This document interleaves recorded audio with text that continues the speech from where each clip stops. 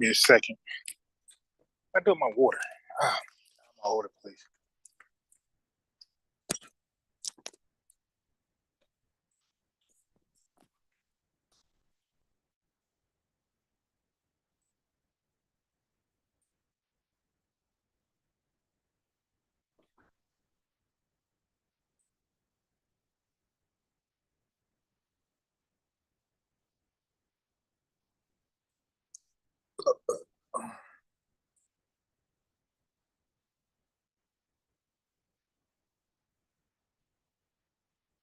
All right.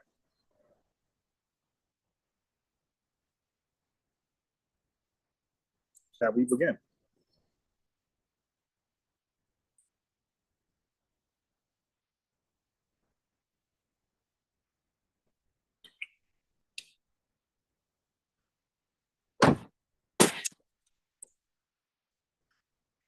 Yeah, I'm the best researcher in the Hebrew Israelite. Well, one of the best researcher. I'm one of the best researchers in the Hebrew Israelite community. How do I know? Because we all read the same book, and I come out with the best interpretation out of everybody.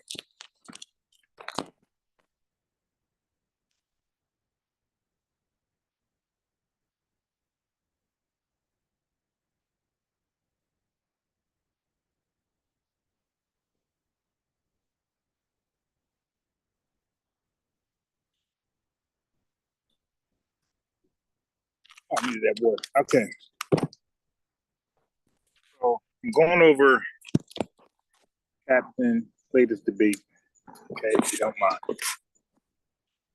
And it's important to go over Captain's arguments because he has unique arguments from most of One West, most of the time. So, and I think maybe a few others try to be different.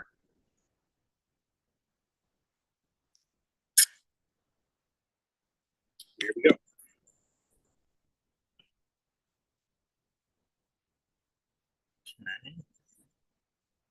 Minimize that. Make that big. Go to my Hebrew folder. Find Captain's debate.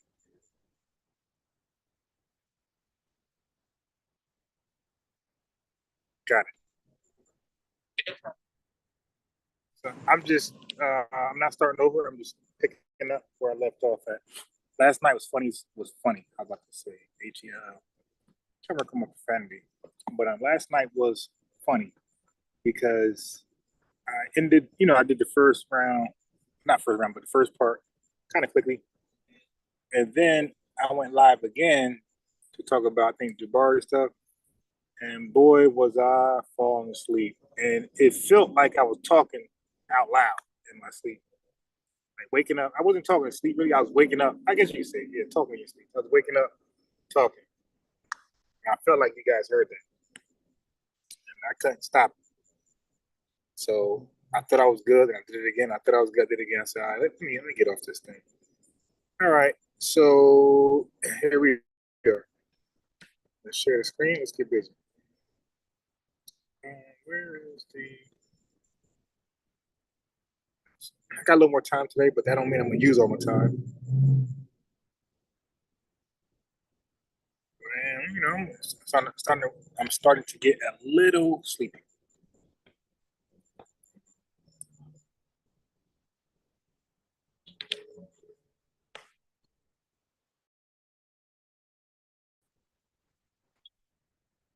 Deliverer and shall turn away the ungodliness of his. And so all like he just has Roman citizenship. So his citizenship, so he's a man of another nation, but his nationality is Israelite. He's talking about Apostle Paul having Roman citizenship, but he's an Israelite. I don't even know why we even talking about that. He's an Israelite. Like, doesn't matter where he lives at. He's still an Israelite. He could live in Samaria. He could live in wherever. Like many people do. People move around. So you can live in Syria, right? With the Assyrians. You're still Israel. He just has Roman citizenship. So when you read Romans 11:1, he states his registry. When you read verse 26, it says, and so all Israel shall be saved. As it is written, there shall come out of Zion 20 states his registry. When you read verse 26, it says, and so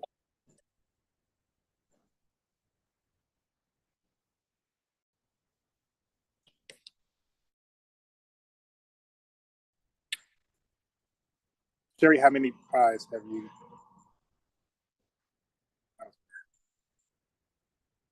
all Israel shall be saved. 20 states his registry. When you read verse 26, it says, and so all Israel shall be Here's saved. the newsflash. So a lot of One West people is confused with that verse. They think that's a slam dunk verse. Aha, Christians and whoever else that defends the Bible, you're done. But they're gonna be really mad, especially Ryla, when you say that all Israel is very much inclusive, right? That's literally everybody by the Spirit of God. Like everybody who accepts the Most High in spirit and truth and other things, other ways out there, they make up the true Israel.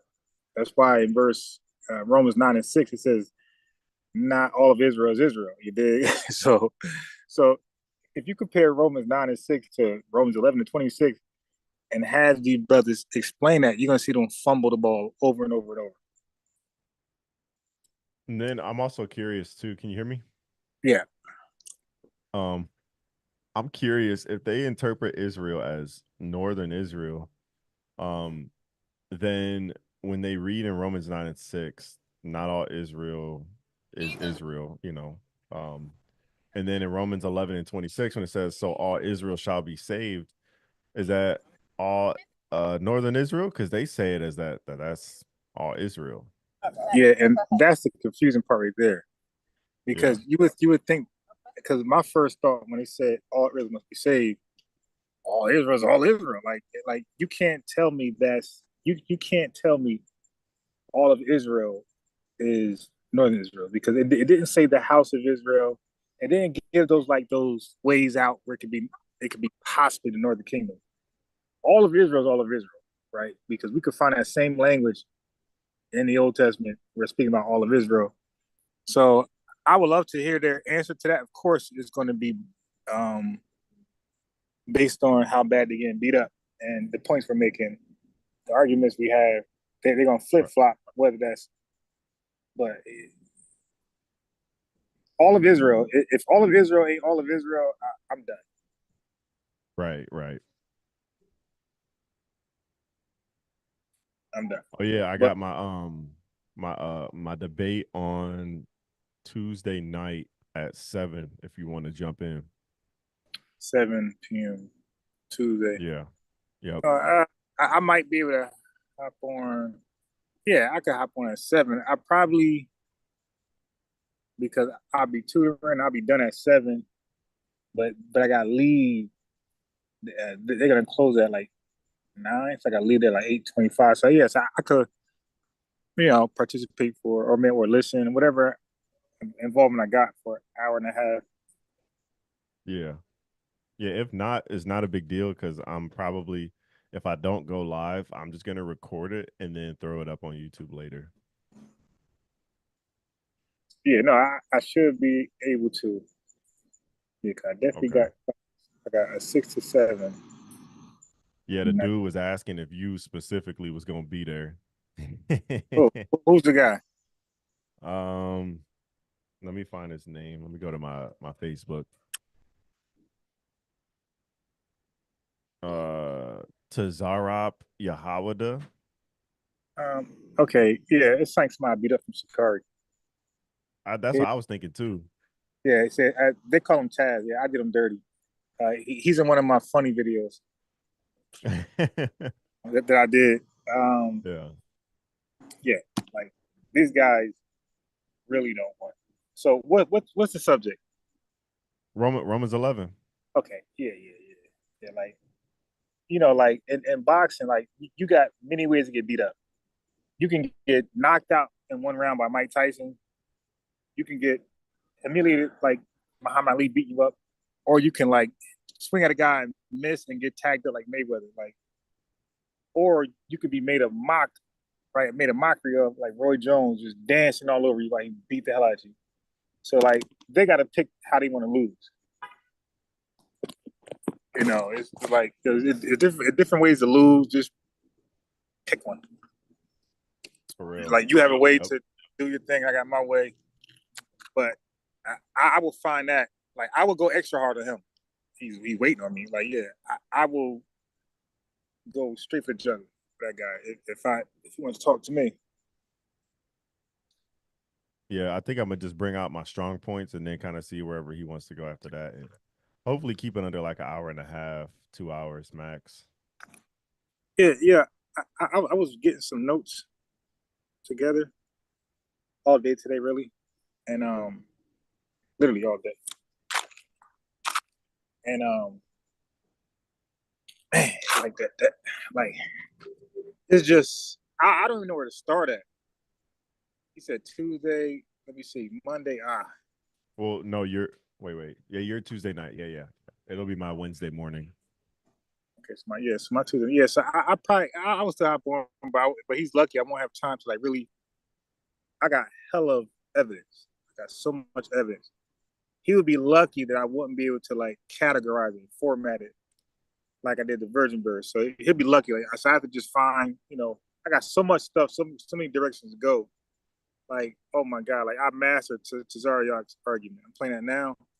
Man, like the mistakes that he made, it's like, dude, like, like every strong point I believe he thought he had, I unraveled it. It was like, yeah, you thought that was strong? Listen to this. And yeah, and if I'm, it just bad. Like their best chance for me is like just to talk to me like we talking now, like an engagement. It feels like a 1 hour, like 15 minutes, 10 minutes, whatever. Like they're done. I'm gonna explain so much, emphasize on so much that they'll be busy trying to unravel what I just put out there. And did you see They the won't trying to make their one argument. the what's it called, the definitions with the olive tree and the wild olive tree? Because I've seen it where it says the wild olive tree isn't um it's not the same tree as the olive tree. Yeah, I told you that like two Like, weeks ago. yeah. Which I've seen that before. You even showed me that. So they said it was like the oleaster tree, and it Yeah, says it's it's completely just shrubs. unrelated. Yeah. It's shrub. It's a whole different tree. The olives are smaller. It's just a whole. It's shrub. It's not even a tree. They call it shrubs. Mm-hmm. Um, yeah. So everything about it is just not like the olive tree. They're totally two different trees, two different bushes, two different shrubs. However you want to categorize, Yeah. term these things, And define them. They're totally different. and the proof to go to would be Jeremiah 11, where it says that both Israel and Judah are that one olive tree. Yeah. They, I got other passages where talk about Israel being the branch and it got to be broken off. I got so many. I got so many passages that talks like I said, I'm formatting things where it says. Let me just show you what I mean. Stop beating on the bush. You can see my screen, right? All right. So that's my argument right there. But this is what I mean. No. Okay. So I got my Romans 11 right here. Is a Gentile nation? What nation? This is something about format. See, Gentile churches. I got it so strange definition. I got it so well put out. So that's one, and then I come over here. I got Riley's arguments right here. Okay. This one I was working on all day today. Mixed multitude. I got so much stuff. I got they light to the heathen. I got glory among the heathen. I got that's like this is the updated one right here. I think it is. I got one updated more stuff. No, this is the wrong thing. I didn't airdrop it yet. This one, but yeah, man, I got so much stuff. it's like which way do I want to do it? Do I want to ask questions or just want to give my argument? Like make bold statements. Absolute statements. I'm just confused on that part, like how I want to do it. But I do what I would like to trip them up because I'm going to read certain things, right? Certain passages where it's going to trigger them to respond like that because I know like they use it too, and I know it's like to highlight like certain words like to highlight in the passage, and I need them to do that. So, but I don't want to make it obvious I need them to do it because the smart ones aren't going to bite. Like Cesaria ain't going to bite. So I just got to read it regular and just gloss right past it like it don't mean much to them. And say, hey, brother, wait, why you skip past that? Read that again. They're going to do that. I'm so glad you highlighted that. Thank you, brother. And we're going to move on, and that's going to bite them. That's going to really bite them. Like I got like the nation argument, the Cesaric nations argument. I got that. He's done. Pertaining to the flesh, done.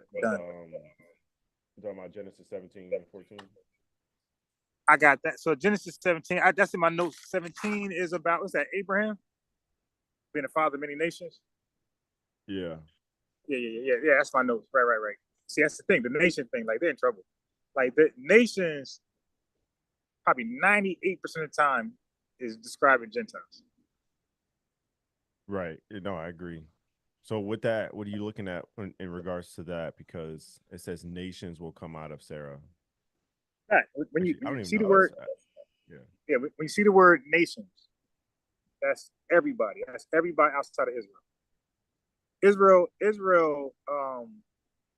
I don't know a passage where Israel is called a nation, like flat out without being Israel. Like it always shows distinction between Israel and nations. Like so, when Israel is mentioned, it's Israel and then nations. It's never like Israel is a nation. Right. So the only objective I would have to them even going to Genesis is basically Gentile has a certain meaning of non-Israelites after Israel is established as a nation. They can't be established as a nation. No, that's good. That's good. No, that's good. No. That's what I'm saying. I'm saying nations plural. Israel's never called nations. Nation singular. They are. Right. Yeah, trust me, man. Trust me, man. I'm reading and I'm knowing what I got. Like I'm knowing this is strong stuff. And I know the difference between nation. Yes, Israel is a nation, and so is these Edomites. That's a nation, and so is the Ishmaelite. These are nations. Okay, and they are a nation singular too. And all the nations that came out of Esau as well. Yeah, so we talking about Genesis. It starts Genesis chapter, I think 10. Like going to the Gentile nations, and then we got Gentile and nations, like kind of separate words. So you got Gentile describing the nations because they act like it's always interchangeable with Gentile, heathen, and what's the other one? Gentile, heathen, and nations. Like they act like those are all always interchangeable. And if they make that argument, that's going to bite it. It's like to remember, we're reading about nations. If Gentiles are nations and nations are heathens, then the same places I'm reading about nations, because according to their logic, take that out, put Gentile there, take it out, put heathen there. So it's just really bad. It's just really bad. It's just like who are the volunteer practice dummies? Now I got a Sakari guy myself that's waiting on us really. It's really waiting on me because I never know what. Actually, I do know. So it will have to be when he's in daycare. So yeah, so it could be because I know you're up. Well, then he might not be up. The guy, this Curry guy. When during the day? No, I know you're up because you've been on. I think you came on a few times, like 9 a.m. my time. Oh yeah, that's nighttime for me. Yeah, but that guy might not be up. You saying hi? I don't know if you can hear her. My daughter said hi. Oh, hello. He said hello. All right. So let's see.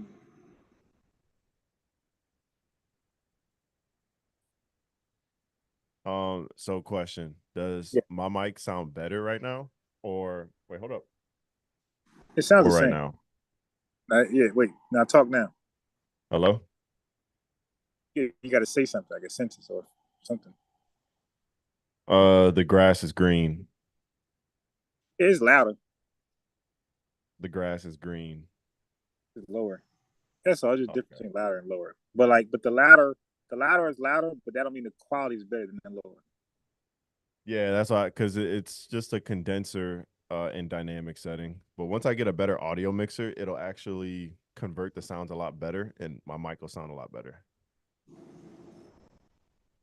But I gotta spend like a good 100 or 200, so that'll come a little later.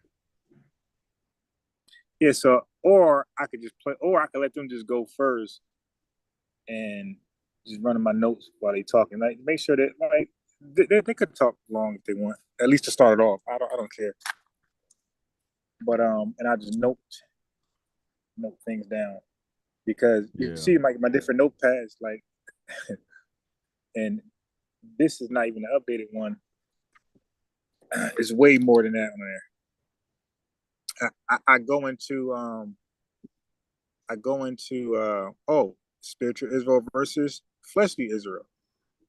I got passages to support spiritual Israel.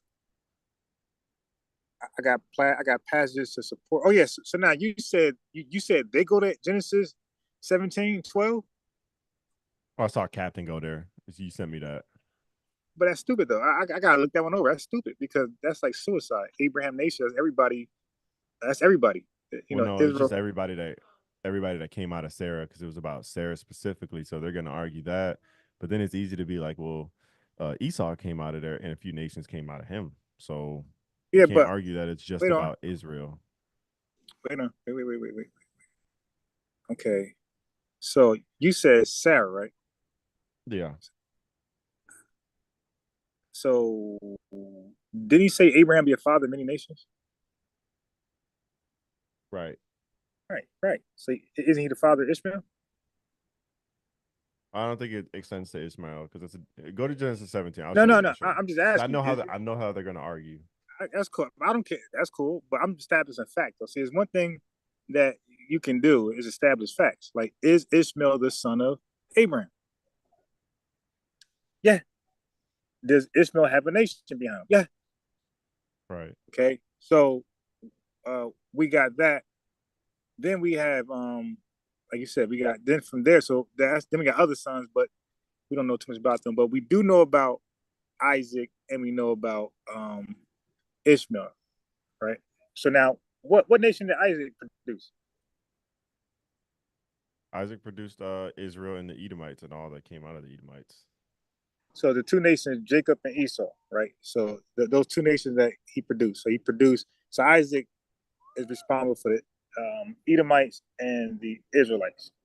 Okay, Right. there's two nations there. So we got so far from Abraham himself, we got Ishmaelites, we got Israelites, and we got Edomites. So there's three nations from Abraham so far. Okay, all right. So three nations. So now back to just simple logic. I mean, when somebody say many nations, it's gonna be more than three, man. It's gonna be seven. Like you don't say many for three. Yeah, how many people interested in the sneakers that you're selling? Many. Okay, what's the total number? What's the exact number? Three. That's not many. But we could work with it. We could work with it. So, but we do have Ishmael coming from Abraham. We do have Isaac. We do have Esau, and then the 12 tribes. It goes down from there. Yeah, I don't see that being a strong point for captain or anybody, any one West guy at all. I don't see Genesis 12, Genesis 17 and 12 a strong point. They got to narrow that thing down to Israel, Jacob. That's where they're good at. I'm trying to tell you, I got passages for the Abraham thing. That's what I'm trying to say. Like, they don't want to go to Abraham with me. They want to go to Israel. They want to go to the 12 tribes with me. They don't want to do the stretch it out. You don't want to stretch it out, believe me. It's not going to be good because we have Jews saying it for Abraham's seed in John chapter 8. Okay, we have John 3, I think it's John 3, and different passages in the New Testament where it says, just because you're from Abraham, I don't mean nothing. So then we have the parable. See, now this is some of my heavy hitting passages. We got the parable between the bondwoman and the free woman. Okay, and the bondwoman, her child is according to the flesh. Now, who was the bond child, male child? Remember? That was Ishmael. I thought he didn't count. I thought you said he didn't count. I thought you said Captain said he didn't count. Well, in Genesis 17. Yeah, but it's being referenced in the New Testament, though. So it's being counted. Yeah. Well, look, I'm just thinking of. Yeah. No, I'm saying like so. Yeah. So no, I got you, but that'd be some of my rebuttal, and I'm just freestyling, but that'd be some of my rebuttal to them. They're like, oh no, it definitely counts because they are referenced, and there's a distinguish. That I don't think they're saying that Ishmael isn't counted as a son of Abraham. I think what I'm thinking is that when Captain mentioned Genesis 17, it was specifically about how it said Sarah would be a mother of kings and kings would come out of her and nations. Well, I think that's where they were just, you know what I'm saying?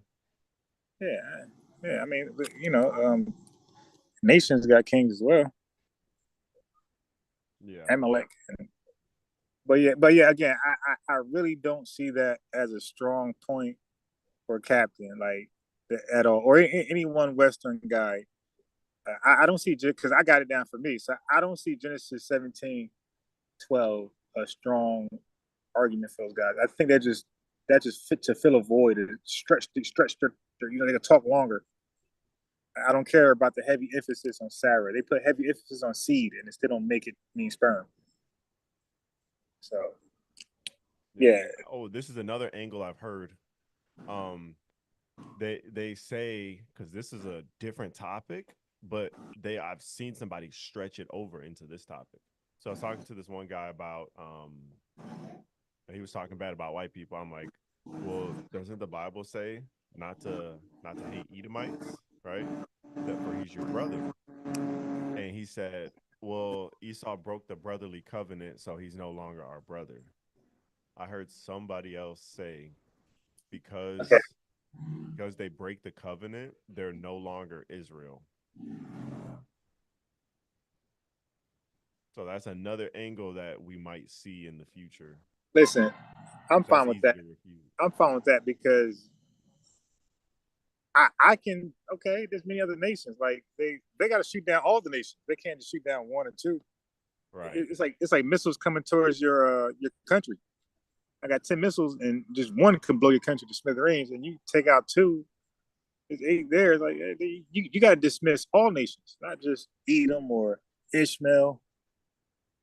You got to dismiss them all. And like there's other passages in and so now this is my angle on the Abraham thing. This is why it won't work. Abraham is adopting nations. He's going to be the father of spiritual nations. It's not fleshly. That's why it don't make sense. It doesn't make sense. Only 3 nations came from him. So that's not many. That's just 3. So that's why it says the promise of Abraham. Like it's a spiritual thing. It's not a fleshly thing. So that's why I say I'm gonna deal with spiritual Israel versus fleshly Israel. It's like, yo, that fleshly argument, that's weak. And I'm gonna show clearly. I'm just gonna read the passage. And they gotta do they have to explain it away, or it stands as what it says. But the Bible don't respect the fleshly. The Bible overrides the fleshly with the spiritual. So I spent all day getting these notes. Mm-hmm. Is he debating somebody in this video? Yeah, let me play. As it is written, there shall come out of Zion the deliverer, and shall turn hop off for like 10 minutes. All right. I'll be back. Away the ungodliness of Jacob. When you want to go through the scriptures and cherry pick, the only thing you'll find when it comes to salvation is the term nations, strangers, Gentiles. When you're trying to make up. Yeah. Now, Captain, you're off the hook because I'm not really looking for you. I will only reel you in if I can't get nobody else. The nations be a part of it. A big dog. When the scriptures want to be specific, if I can't get another big dog, like if Deacon continues to run from me, I know Assad's going to run. Assad is fearful of me. That boy is terrified. Arila's going to run. So Deacon, he may be the only person from Genesis to have a sit down with me. But even he might think twice because like they seen what I did to them already. Even on his latest live, where they try to trap me with some trick questions. Really Hebrew. Really, that's the guy I want to just. I can't wait. That's the guy. All right, let's go. Specific who is talk about for Christians that are confused, it'll say Captain 2 minute warning. Thank you. It'll say Israel. And I'm gonna give y'all three scriptures trying to make other nations. When you want to go through the scriptures and cherry pick, the only thing you'll find when it comes to salvation is the term nations, strangers, Gentiles. When you're trying to make other nations be a part of it. When the scriptures want to be specific who is talk about for Christians that are confused, it'll say Captain 2 minute warning. Thank you. It'll say Israel. And I'm gonna give y'all three scriptures trying to make other nations be a part of it. When the scriptures want to be specific who is talk about for Christians that are confused, it'll say Captain 2 minute warning. Thank you. It'll say Israel. And I'm gonna give y'all three scriptures real fast. Jeremiah 3:23 says, in Israel, hold on one second. Truly in vain is salvation hoped for from the hills and from the multitude of mountains. Truly in the Lord our God is the salvation of Israel. Yes, again, Captain is lacking understanding. Mostly one Western guys are lacking that. Yes, the tree is Israel, and Israel has branches. Like Israel is the olive tree, and there are branches, and those branches are the nations, right? And there's a branch for Israel. Matter of fact, yeah, there's branches and of the tree. Okay, so when he keeps saying Israel, Israel, Israel, it's like, dude, you can say that to the wheels fall off. We don't disagree. Is that what branches are going to be on that tree? That's what we are talking about. And apparently, there's only like a couple. I'm thinking a couple of branches because some branches fell off, and so maybe there's only room for three. Like, no, there's two branches. Okay, so there's a branch that got to get cut off because it's going to filter the bad, wicked Israelites, and they're going to be cut off. The other branch will be the holy branch. Okay, the fruitful branch. That's going to be Israel. Now, I'm saying Israel, I'm talking about flesh Israel. That branch is going to be bent.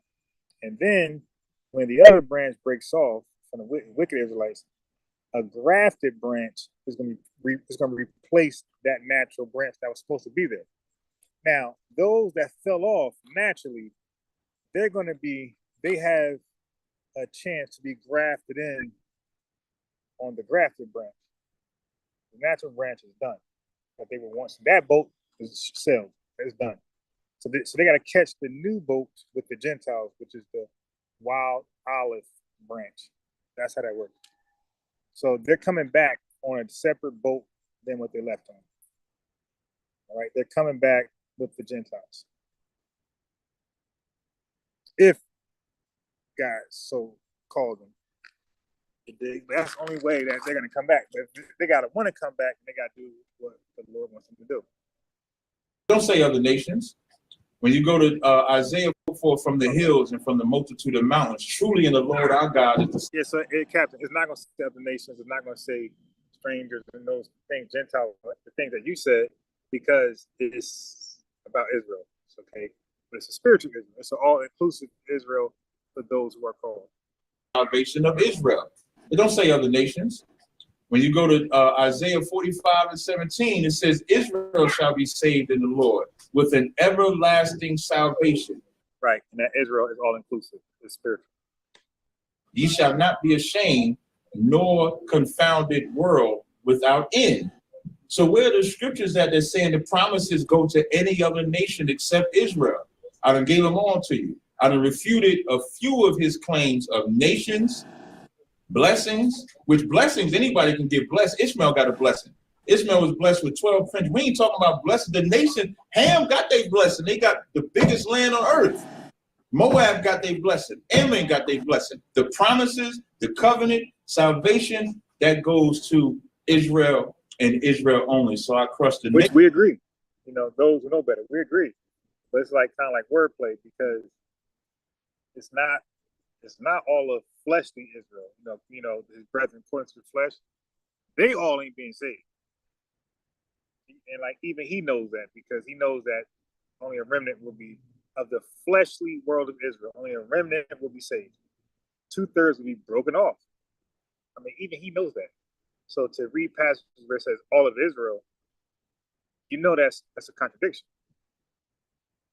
Both can't be true. Unless Israel, the 2/3 that's broken off, they're replaced by Gentiles and a few Israel who hopped on that Gentile boat. He grafted in. Okay, then they still make up all of Israel because these Gentiles, they're not Gentile minded. They're not worshiping idols. They're not sacrificing them. You know, all that crazy stuff. They're not doing that. They're actually in tune with the Spirit of God. The blessings, salvations, I refuted his scriptures, so he's gonna have to come a little better than that. I yield.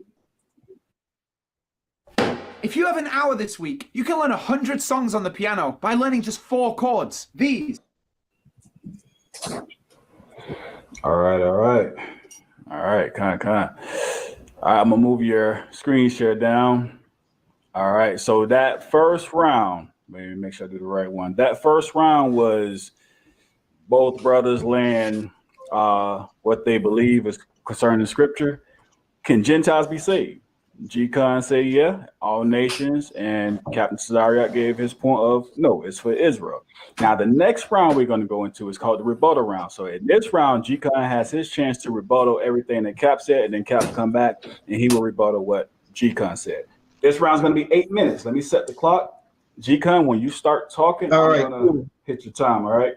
Are you going to share your screen on this Yeah, one? hey G-Con, leave my mic. If you look at the bottom, like go to where you join the live stream at, and you should see unmute, start cam, mic, and you should see share screen right there. Yeah, I see it. So I'm sharing it right now. It says sharing. There it is. Okay, there you go. You see it? I see you. All right, cool. So you're gonna mute, right? Yeah, I'm gonna mute. As soon as he start talking, I'm gonna start your clock. G-Con. all right, so the first thing that if y'all notice, he kind of twist some things up. For instance, he talked about how God is gonna.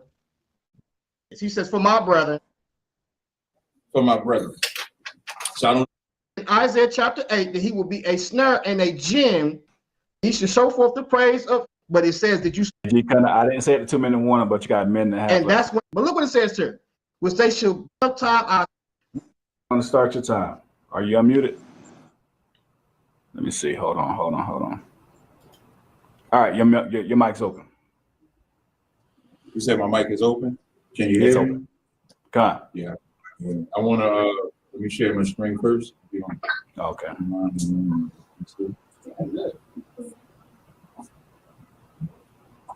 Hold on. Let me know if you see me.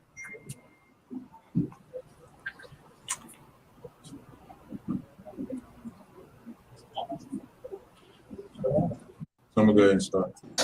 All right. Hey, that Hebrews 9:15, just so everybody know, that's a body bag for every Christian on the planet. Nobody answers that question. Nor did he show the promises of the covenant. I don't think he knows. What is the question? Israel 9:15.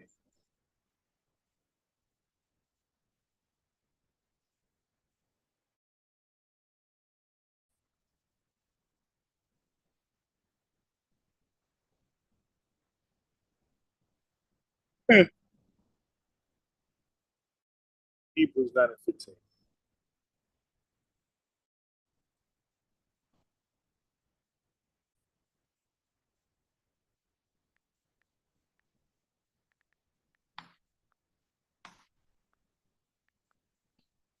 And for this cause, he is the mediator of the New Testament. That means of death. That by means of death.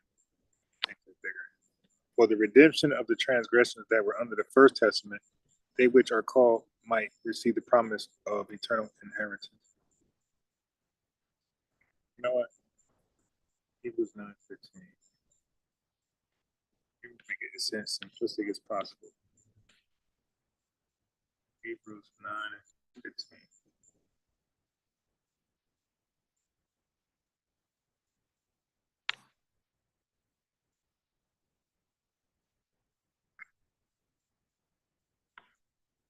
I didn't do that.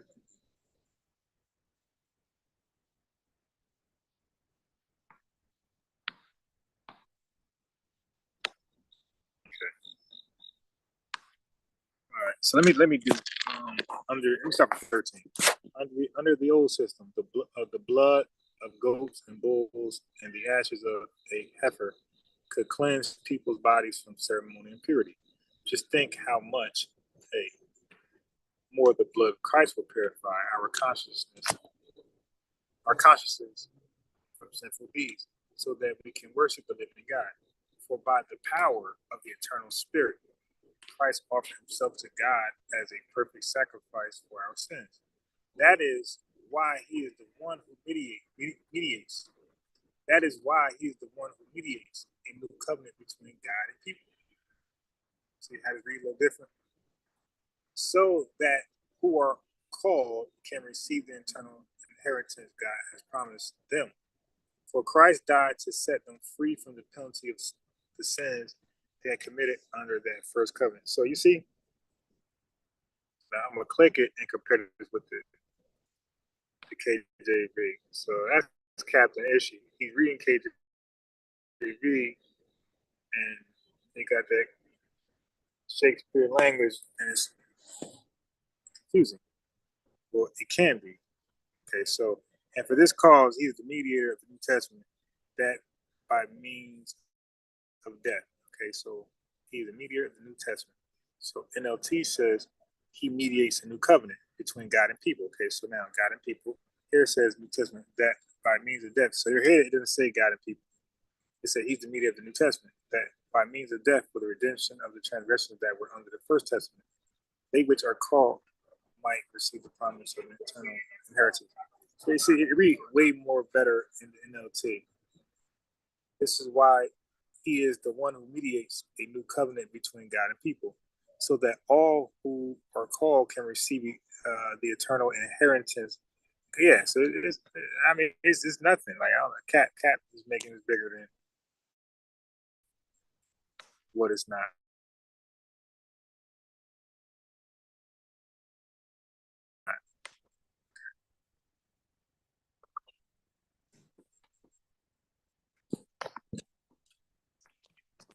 Rebuttal round means a rebuttal.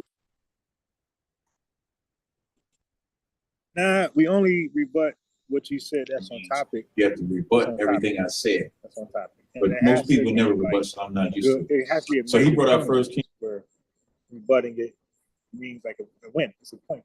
If it's like a goofy point, like a rabbit hole, we just might not address it. That might be the smart thing to do.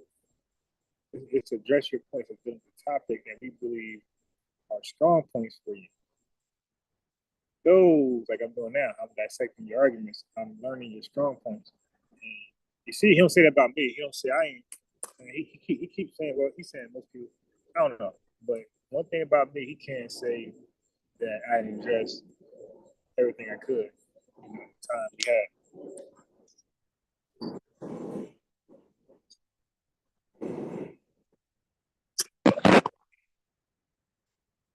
8 walked right into the stranger breakdown. So when I brought out the decree that Solomon said, he brought out the actual verse when in 1 Kings the 8th chapter when it says In verse 41, when it says, moreover, concerning a stranger that is not of thy people Israel, but cometh out of a far country. So he tried to say that I made a mistake. Remember, I told y'all, stranger is not a race, neither is Gentile. Stranger could be anybody, including an Israelite. So, of course, I have to prove that a stranger can be an Israelite. We want you to go to Leviticus, the 25th chapter, the 35th verse, highlighting it right here. If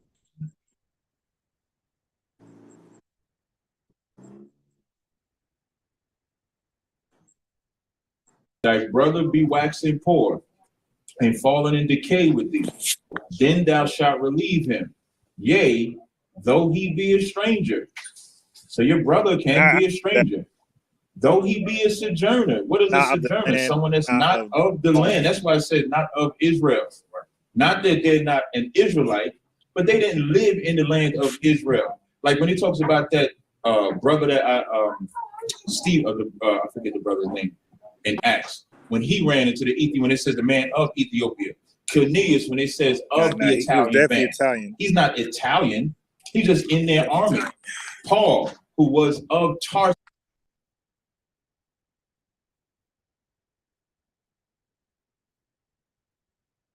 but he was an Israelite from the tribe of Benjamin. So I just read to y'all that an Israelite could be a stranger and a sojourner. He brought out Romans the 9th chapter with the accursed, but he didn't touch them promises. Y'all notice he ain't touching verse 4 when it says, "Whom pertaineth the adoption, the glory, the covenant." He didn't touch none. Verse 4. Is that what you want?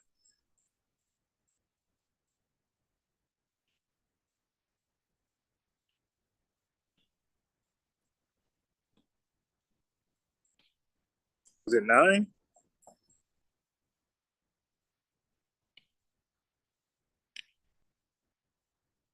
Oh, no, I don't know where he's at.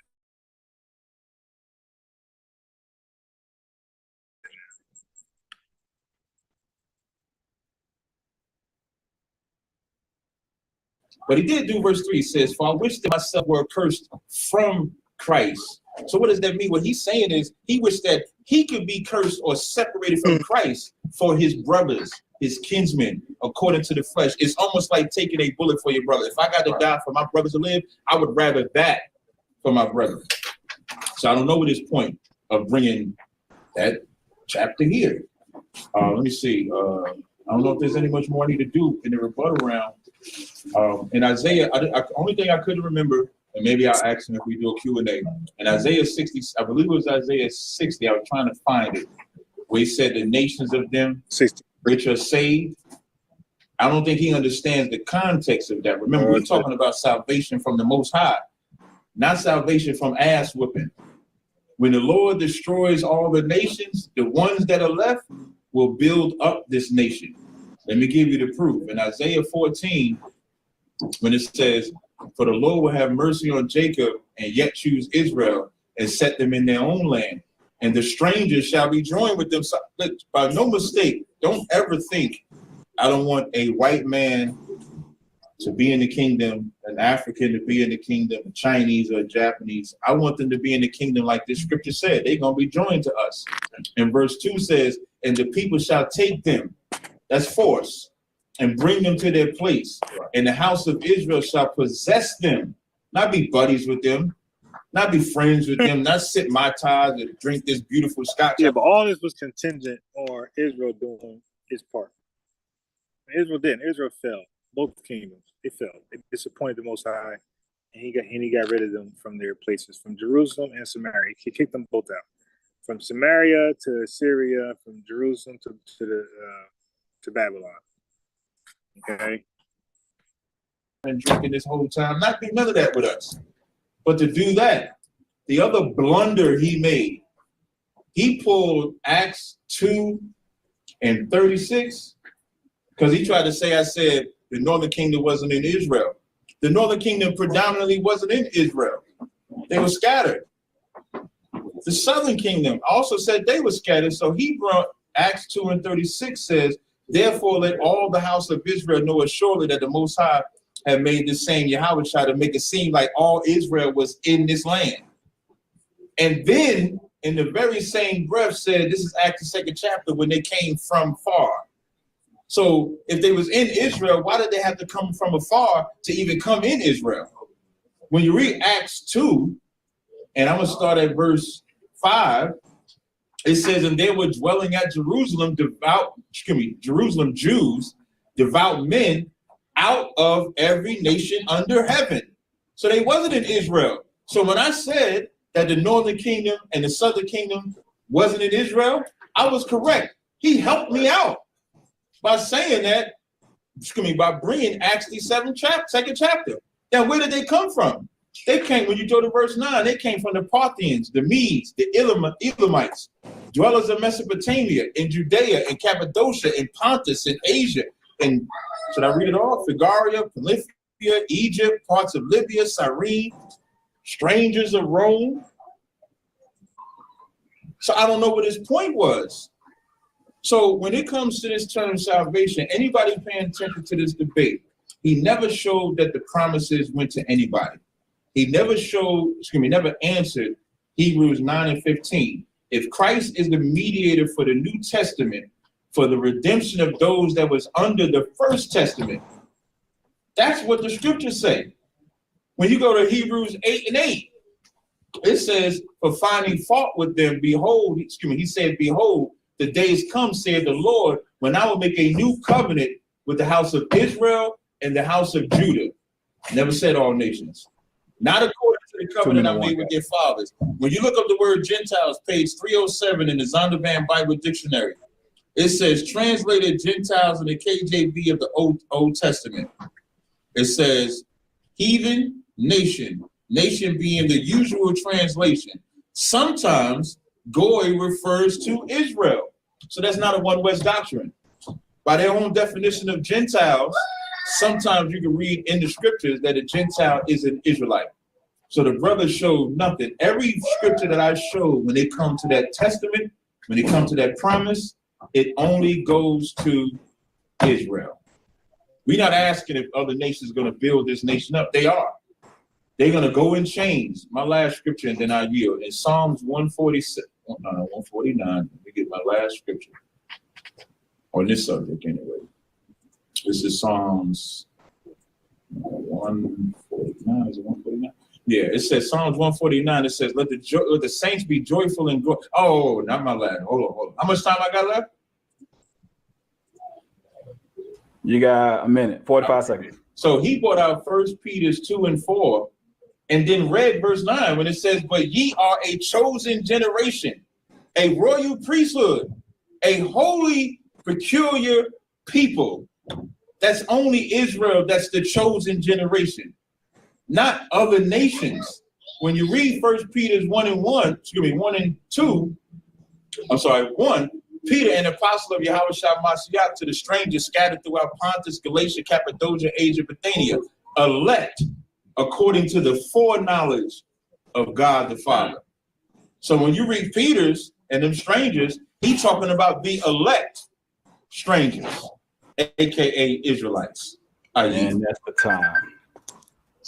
All right. Hey, that was a strong rebuttal round. That was a very strong rebuttal round right there. I gotta say, y'all walk down each precept, at least most of them. But here's what we got now coming up. We got the cross-examination round. Now, each brother's gonna have a chance to ask the other brother questions. Anything that he feels is a hole or a flaw in the brother's explanation, he can explore that at this particular time. And we are going to start with who is it on? G-Con?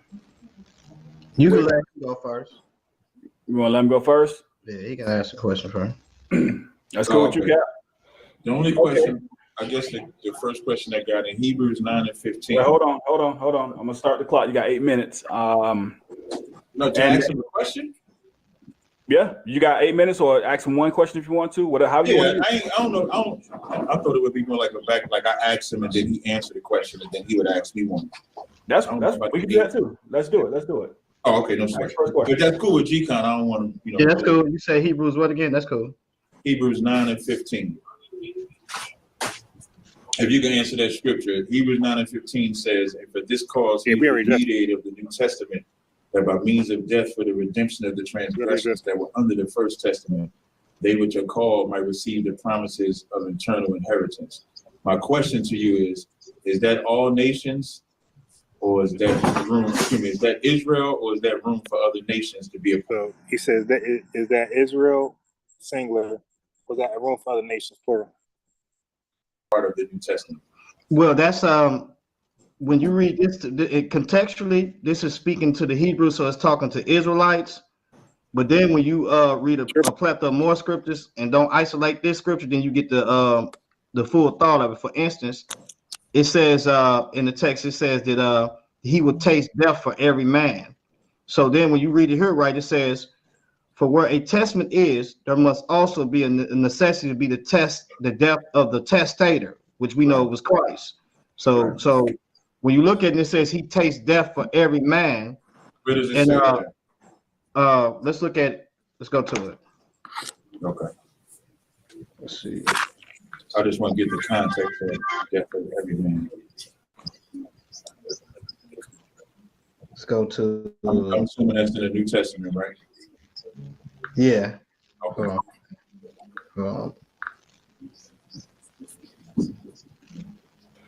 Thank you. Look for Hebrews 2:9. Nah, it's gonna be. Oh yeah, it is Hebrews 2:9. Yeah, he throwing you a lifeline. He helping you out. Right. Yeah. Nah, it's gonna be. Oh yeah, it is Hebrews 2:9. He throwing you a lifeline. Nobody can turn it down. I don't know if they get it. We can bring up a little bit. All right, so yeah, this is right here. So if you look at it, it says that thou madest him a little lower than the angels, thou crowdest him. Lord, somebody got mute their mic. Yeah, you got to. That's me on my side. They got to turn the speaker down. You good now, though? So it says, thou madest him a little lower than the angels, thou crowdest him with glory and honor, and did set him over the works of thy hands. Thou hast put all the things. So when it says that thou set him over the works of thy hands, and he talking about man, Adam in general, right? So this was the important part. Subjection under his feet. For see, yet all things put by created equal, righteous. It's caught in adultery. Not sound 15 and 18. The gift of righteousness shall reign in life by one Jesus Christ. But watch what it says in 18. And unto just that was by Adam's offense, right? The Adam part was born. Was to the Israelites in Rome. So you don't have to break down all men, the nation.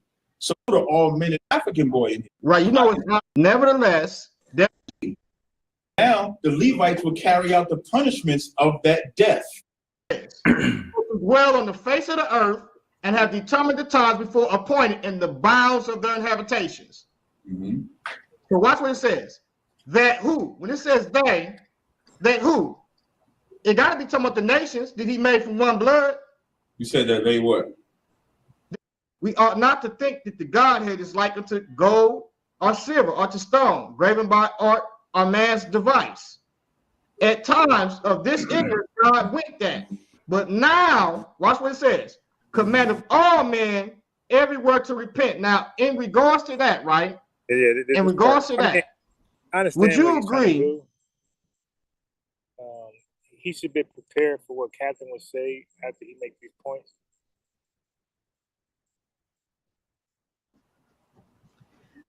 He says, though, that's why I said I didn't know why you went to it. It says, and the rebuke of his people shall he take away from off so all the earth. When he take away the rebuke, you know why it's going to be taken away? Why?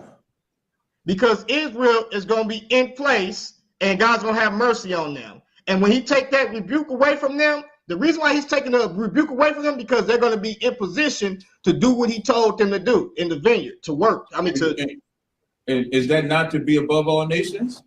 And that's to be a light to those nations, right? That to be above all nations. And that's and that's to be a light unto those nations, right? Yeah, right. So there's no is that to be a light to those nations as well? Let's read Isaiah 25:8 correctly. Okay, go ahead. That you pulled out. It says he would swallow up death in victory. The death of who? Israel. We're gonna find out here. And it says, and the Most High God will wipe away the tears from off all faces and rebuke. And the rebuke of his people shall he take away from off all the earth. We're being rebuked right now. We're being murdered, killed, raped, robbed, lynching. He's going to take all that away. Verse 9, and it shall be said in that day, lo, this is our God. I would love a response to this right here.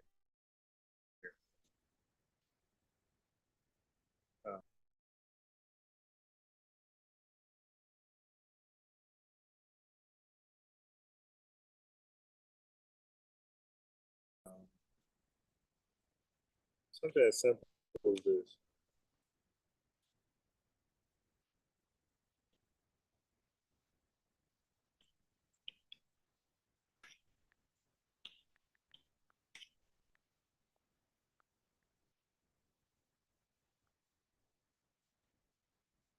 So when you go to John and it says he came into his own and his own received him not. I would love for them to interpret and explain who is his own. This is very important because he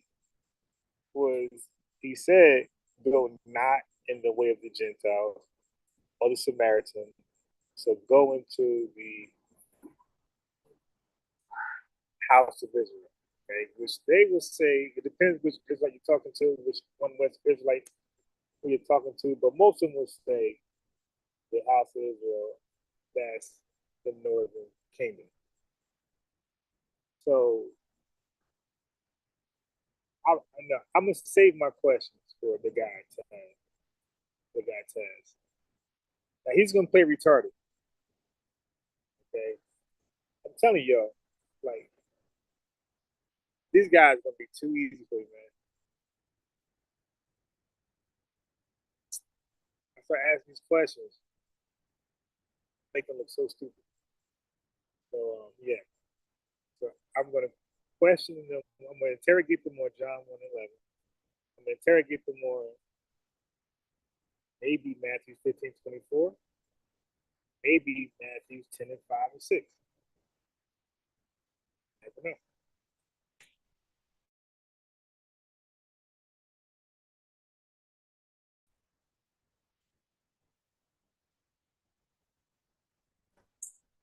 We have waited for him and he will save us. This is the Lord. We have waited for him and we will be glad and rejoice in his salvation. That's Israel's salvation, not other nations. Don't listen. I'm not naive with the scriptures in this sense. If you're telling me that when Israel ruled, the other nations will be under us, all serving the Most High, I'm not going to argue that. Isaiah, the 2nd chapter, shows you that. This debate ain't about is other nations going to be forced to serve the Lord. This debate is about is the promises or salvation to any other nation. This verse that you pulled, Isaiah 25:8-9, says Israel is going to rejoice in salvation. Yeah. That Israel is going to have their rebuke taken away. Not everybody. Why'd you pull this verse? Well, if you look at it, it says it says the precept that I gave says thy saving. You went to Psalms. Among Psalms all is Psalms is the after effect. Like right. Isaiah the 2nd chapter. Let me respond to you. Hold on, let me respond to you. So when God takes, make sure I switch to that. Right. And so you know what's crazy, because when you read that, right, it's kind of odd because it lines right up with a plethora of other scriptures. Like for instance, in the Apocrypha, it says, confess him before the Gentiles, you children of Israel, for hear him among. Chapter says, when the righteous are in authority, the people rejoice. I just said that. You didn't hear me say that? But I'm not arguing with that though. That's not the debate. Here's what you want, G. Hold on. No. Here's what you want, G. You want the whites, the Africans, the Asians. Wait, hold on, bro. To get the kingdom of heaven without the punishment that they're going to get. Hold on, no, 67, right? 1 and 7. Looking at Alice K comment, city of these is northern kingdom. Second 17:6, the city northern kingdom is taken to me. So in Acts 2, when it says king and Jews came from me, that was northern. That's interesting. So interesting. Kind of document that. We had that in my notes. fact, I'm gonna put that in my messenger. I think the notes I got here are the old notes. I don't want to. I gotta update these notes. So let me do this. Let me document that real quick. So,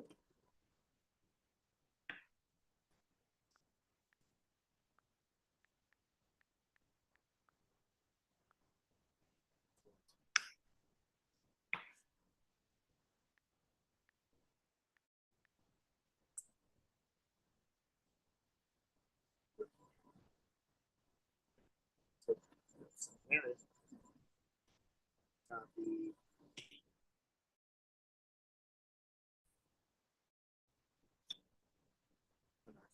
Let's see. Where can I put it? I'm gonna put it in the Romans line. I'm gonna transfer. Beautiful notes.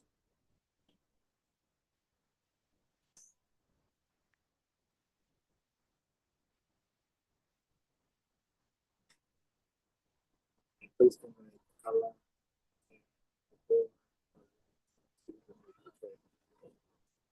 Cool. All right. So let's get Acts 2.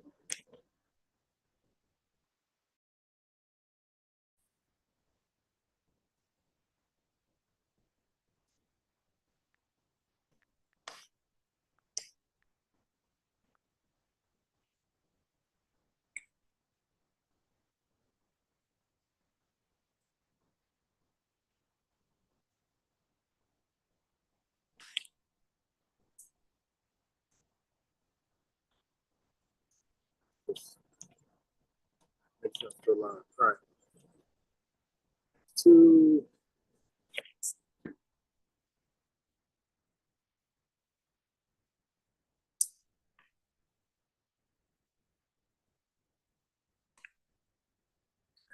Oh, there we go. Meads 2 and 9. Is that what that was the brother trying to bring out?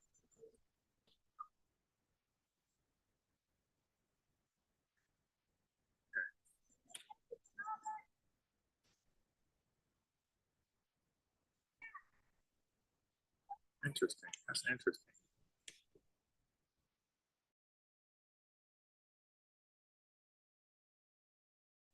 That was very interesting.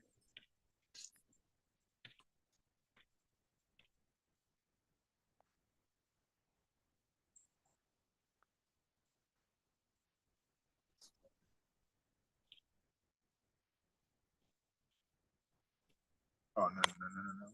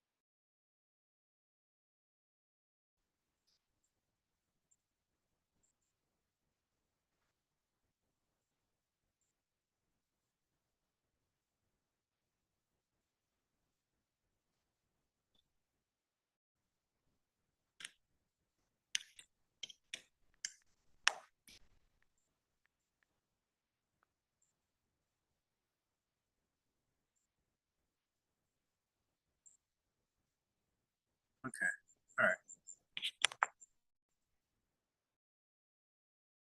Let's go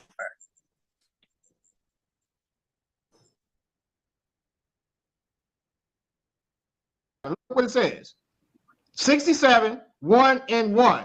Verse 2. Verse 2. 67, 1. Verse 2. I'm with you. That thy way may be known upon the earth, thy saving help among all nations. What's the Hebrew word that it says saving help right there? Listen, you ain't got to give me the Hebrew word. I don't disagree with this scripture. Our way should be known upon the earth. You got help. Like if this earth wants to live righteously, it should. Hold on.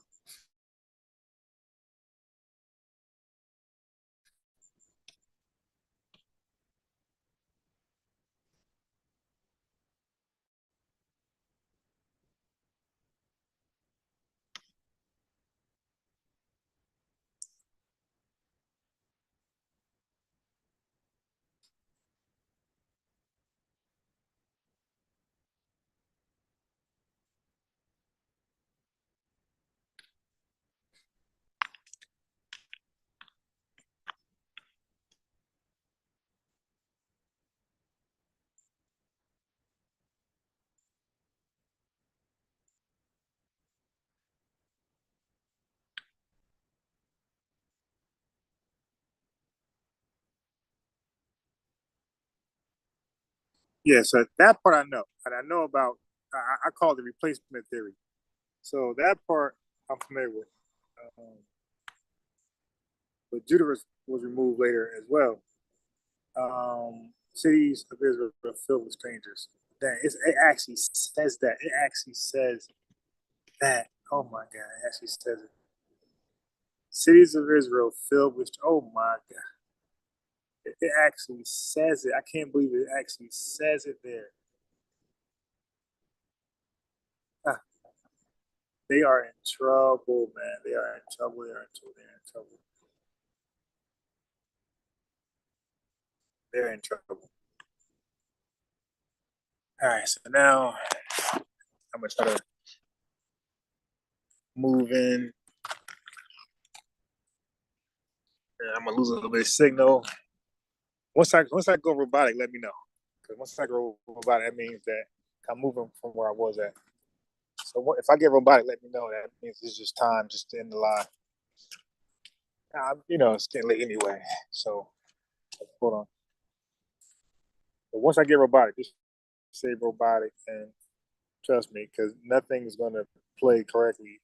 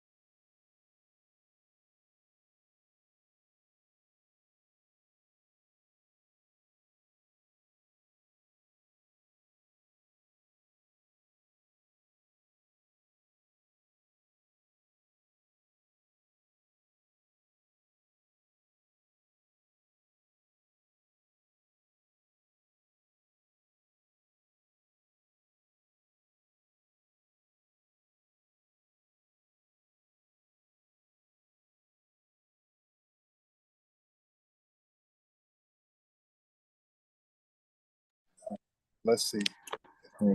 But I got 26. You guys see the percent at the top, 26%, and then it's gonna be done. So you still got a lot left in this video. Should be under Israel. If we was under Israel right now, we would have a better diet, we'd have a better way of life. The nations would flourish if we was under Israel. But here's the problem. When you read Psalms, the 83rd chapter, those nations hate Israel, became a confederate against Israel, took away the name of bet you Israel. those who hate Israel most likely, and I can guarantee that they follow false gods and they idol worship. Right, dude. Nobody's talking about those guys are going to get salvation in that state and condition. To where you got these imposters impersonating us. So now what does the Lord have to do? He has to tear their ass up. Period. Right, and so That's why what's the the end same result, Psalm though? 67, like in the same What's the end Psalm result, 67, though? but one second, let me finish answering. In the same Psalm 67, you can also go to Psalms 137.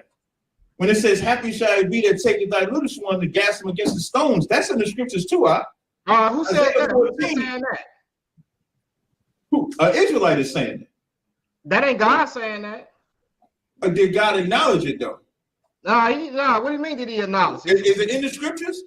Hey, when Balaam was Is it in the Israel, scriptures, yes or no? yeah, it's in the scripture. Did but God hold on. acknowledge it? Well, hold on. Okay, that was bleak. So now let me go back. I kind of missed their point. I was daydreaming. Yeah, who's saying that? 67 they ass up. Period. Right, and so But you got these imposters impersonating us. So now what does the Lord have to do? He has to tear their ass up. Period. right, and so That's why what's the end same result, Psalm though? 67, like in the same What's the Psalm end result, 67, though? but one second, let me finish answering. In the same Psalm 67, you can also go to Psalms 137. When it says, happy shall it be that taketh thy littlest one to gas them against the stones. That's in the scriptures too, Who said Isaiah that? Who's 14. saying that? Who? Israelite is saying it. That ain't God saying that. Did God acknowledge it though? What do you mean did he acknowledge it? Is it in the scriptures? Hey, when Balaam was Is it in the Israel, scriptures, yes or no? yeah, it's in the scripture. Did but God hold on. acknowledge it? The Wait, hold first on. Peter Wait, said, hold on. if any man speak, let him speak as the oracles of God. If it's in these scriptures, then God acknowledged it. Well, hey, Proverbs, Ecclesiastes, hold on, brother. In Ecclesiastics and other scriptures, it mentions the soul and certain things that people were saying, but that doesn't mean that God agreed with it. No, but he agreed with this though. You know how you know he agreed with this? I'm gonna tell you how you know he agreed with this. In Revelations 13 and 9, it said, he that killeth with the sword, excuse me, if any man have an ear, let him hear. I mean, if you got understanding, understand this. He that leadeth into captivity shall go into captivity. He that killeth with the sword must be killed with the sword. Here is the patience and faith of the saints. So the Lord heard the songs out. Wait, hold on. Isaiah 14 said we're going to take them and possess them for handmaids and servants. Well, but that's what I'm saying. So, hold on, brother. So if you see what you just cut, listen, if you're possessing them for handmaids and servants, it's their kids. It ain't them. What kids you gonna dash to the stone? You know why? No. That's not true. That's not true. You just said it, bro. What are you talking about? I'm going to explain. Brother, hold on. That's another argument. I gotta ask you this though, because you keep leaving this. The debate tonight is, can non-Israelites receive salvation? That's the debate. Now, this word right here, you might want to look this up. In Psalm 67 you talk about, right? Yeah. So we in Psalms what? Let's look it up. So Psalm 67, I believe you had verse 2. Verse 2. Right. Let's look at that word and look what it says. Thy saving. Which word am I looking at? The saving right there. Okay. Yeshua. You hear this? Yeshua. Right. That's the word right there. What's your point though? That thy way may be known upon the earth, thy saving health among all nations. Yeah, but that ain't Yahushua. How ain't this? Who's the one gonna be saving? Wait. You trying to say that this word here is Yahushua? It's right there. It's Yeshua. Go look at it, bro. But okay, can you look up Joshua? Go to the book of Joshua and find Joshua's name. It means to deliver, to save. That's all you need to look at. Yeah, you know, Yahushua and Joshua is the same name, though. Right, and so it means to deliver, to save, right? Right, but this ain't Yahushua, though. No, I'm telling you, look what it says. That thy way may be known upon the earth, thy deliverance and the deliverance and your salvation health among all nations. No, let's read it right. Thy saving health among all nations. You know why I'm saying thy saving health? Why is it saying that? I'll tell you. If they don't serve the Lord when Israel is ruling, they're going to die. So if you want to be spared, if you want your health, you're going to serve us. But you're going to serve us because you're forced. You and your little mind, in your small little Christian mind, you think that when Christ returns, every nation is just going to say, hey, Jesus here, y'all. Let's go ahead and bow down to the king. Right. You must not know the white man and the African. They're not going to bow down to the Most High. The Most High is going to destroy them. Well, And it says then after every knee he should bow. again, It says every knee should bow. now, but you know why it's gonna bow? If you get your ass whooped enough, you might fight in the beginning. But But you if the just said cat they're keep not moving- going to bow down. Say again? You just said they're not going to bow down. The No, Most High no. can destroy them. What you're doing is cherry picking now, like we've been doing All right, this so whole look. night. When I'm wait, Revelation- no, 'cause I like to address when people say I said something. When I said they're not gonna bow, the scriptures tell you in 2nd Ezra, the 13th chapter, that they're gonna stop fighting each other to fight against the Most High. And after the Most High rebuked them, then they're gonna bow.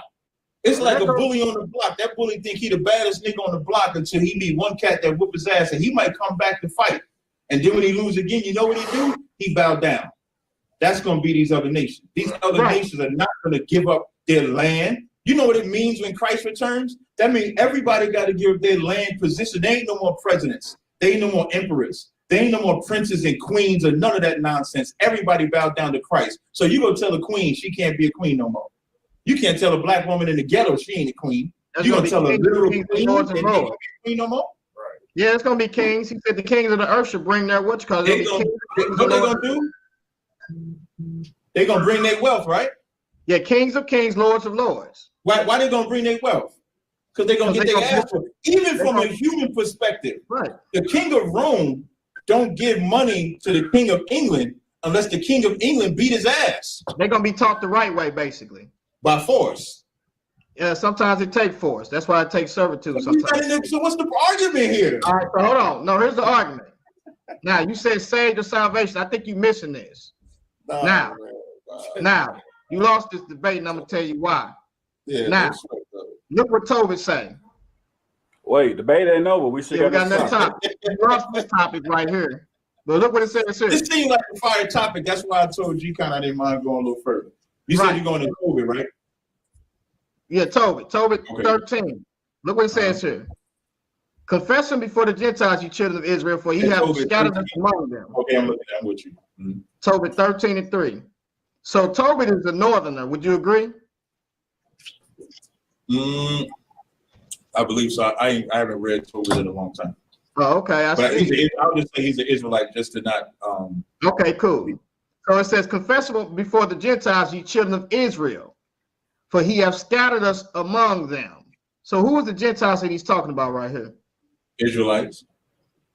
These Gentiles are Israelites? Yeah. So why does it say confess him before the Gentiles, for he hath scattered us among them? The You same shouldn't have reason I gave you Leviticus 25 and 34, when it said an Israelite could be a stranger or a sojourner. Gentile. Can you show me the man Gentile? That's the question I got. Wait, no, I need you to answer this question. I need so and this answer this question. I hope Gentiles is mean nations or goy, basically, or peoples. but it can also mean asking Israelites. you. That's not my question though. My question is, show me the man named Gentile that had children in the Bible. Right, but okay, cool, because there is no man named Gentile. But I'm asking Okay, thank you. So Gentile when you says see Gentile, wait. So when you see Gentile, remember Deuteronomy 28 chapter said we would call a proverb and a byword.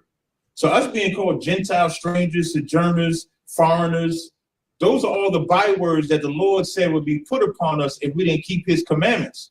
So the children of Israel, we're supposed to wake up other Israelites. That's why we go out there and wake them up. All right, so it says, confess him before the Gentiles, ye children of Israel, for he hath scattered us among them. You just cut yourself.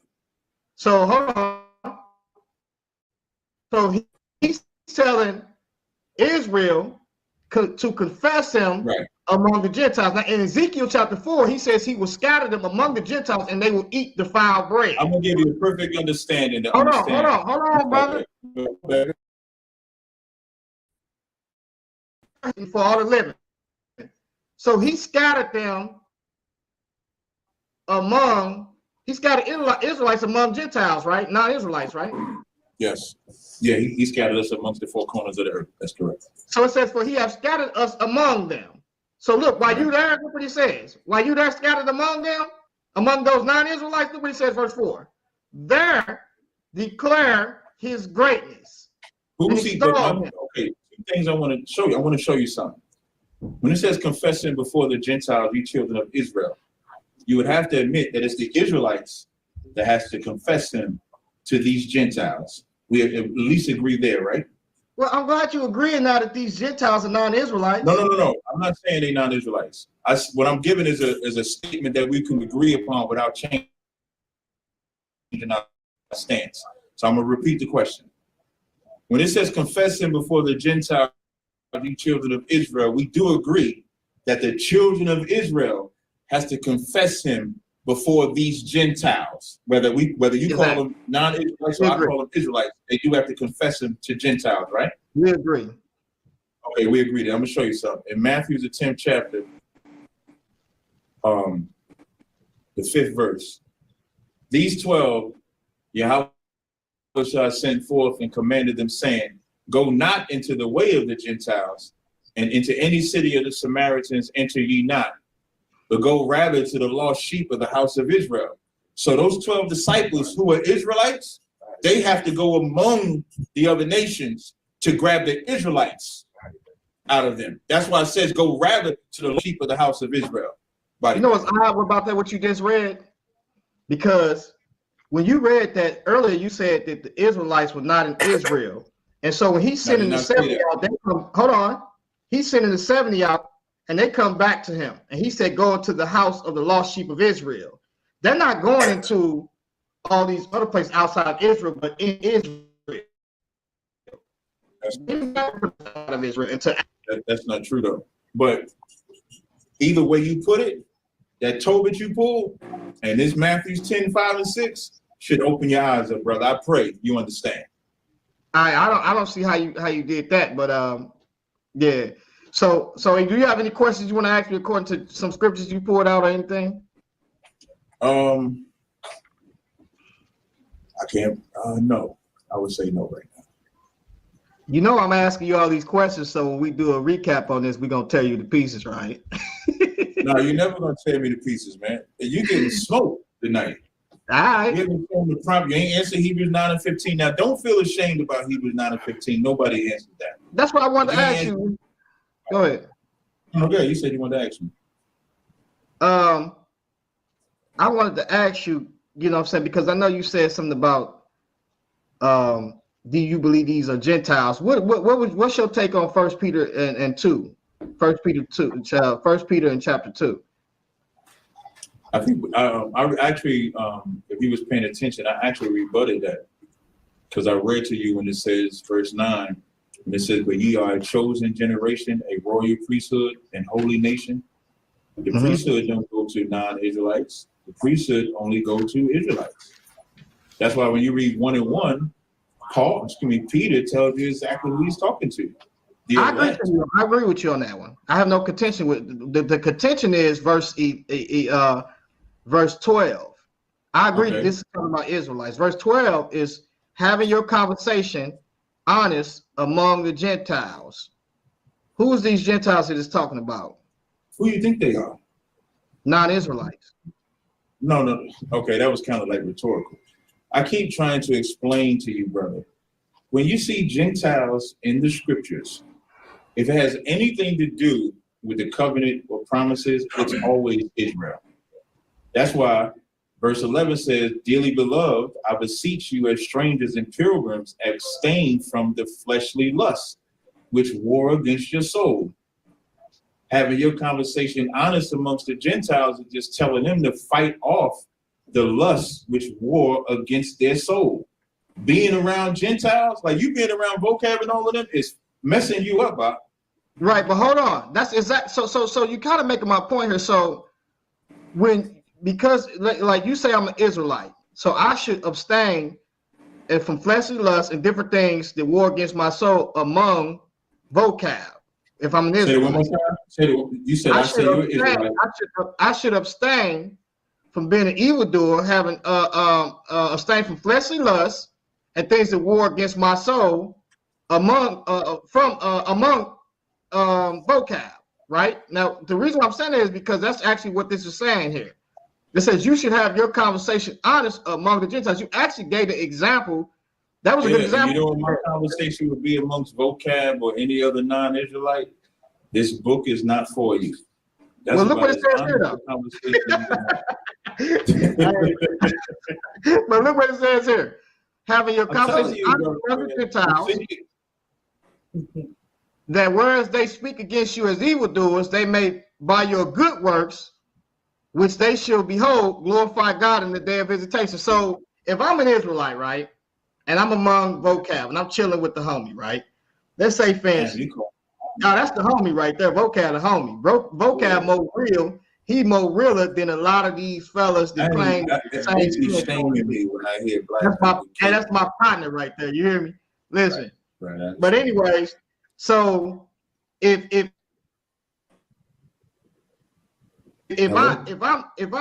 listen, I'm an Israelite, I'm having my conversation honest among him. I should abstain from fleshly lust to work against the soul. We know this is talking about non-Israelites because look. I know you saying the Gentiles are non-Israelites there, but that's not what I'm saying. All right, so cool. So who is these people right here? Who's the chosen generation, the royal priesthood? Then That's Israel, and so the reason why that's why I try to explain to you. You look at it as a separation. That's why I read verse 11 when it says, "Dearly beloved, I beseech you as strangers and pure." Why is he calling them strangers if he's talking to Israel? Because right, but he's saying that Israel should have their conversation in verse 12, honest among. I'm reading above that so you can understand what 12 is. Like the strangers in 11 and the Gentiles. The strangers in 11 and the Gentiles is Israel. That's why it says, Israel, I agree. Look what it says here. It says, "Dearly beloved, I beseech you as strangers and pilgrims, abstain from fleshly lusts, which war against the soul." Now look what verse 12 says. Having your conversation honest among the Gentiles. So he's telling these strangers right here, which are Israelites, to have their conversation honest among the Gentiles, which are non-Israelites. That's what you're saying, that they're non-Israelites. Next topic, man. I'm telling you, listen, anybody, when you go back and watch this, you might say, man, I got to call Cat, man. I owe him an apology. You come have a drink with me, G-Con. Right. And I'll get you right. Where you from, G-Con? Where you live? St. Louis, Missouri. St. Louis. You in Texas? Oh, you in St. Louis? If I was, if yeah, you I'm in St. Louis. I'd say to come out, cookout, man, so we get you right. I come chill with you. Next subject. I know we spent a lot of time on this, G-Con. I don't know how much time you got. You want to do the virgin subject or not? But we can get to the next subject. Do we need that? Yeah, we can get to the next subject. Now, I want to tell you that the virgin birth is I ain't got no notes for this. It's really simple to me, you know what I'm saying? But I would like to hear what you got to say about it, basically. So you might teach me something, you know what I'm saying? I don't know, but we're gonna see tonight. So let me ask you this. Since you don't have the notes, you say you might learn something. Do y'all want to make this more of a discussion rather than setting up a timed debate? Yeah, that might be better. That might be better. That'd be cool. Yeah, that'd be cool because he kind of conceding. He don't know nothing about that. He should have did the same thing. But yeah, we got right. So what I'm saying is it's kind of simple to me, but I want to see something I don't see, basically. What do you see that I don't see? Okay, so I'm gonna get now. Of course, you can interrupt me and ask a question at any time because this is a conversation. It's not a debate. Well, let's do this real quick, Kat. Let's do this real quick. Yeah. All right. Right now, we're at the 2-hour mark, and we're not going into a formal debate with times, but we'll still put a time on it. Let's make it a cap, maybe 45 minutes, hour, half hour, which I agree to. I would say about 30 minutes. About 30 minutes too, yeah. Okay. Yeah. Let me start at 30 minutes. Y'all can go ahead. All right, no sweat. So I'm going to show you New Testament and Old Testament scriptures so you can understand it, right? So if we go to Acts 2:29, we're going to go there first. So in Acts 2:29, it says, "Men and brethren, let me freely speak unto you of the patriarch David, that he is both dead and buried, and his sepulchre is with us unto this day.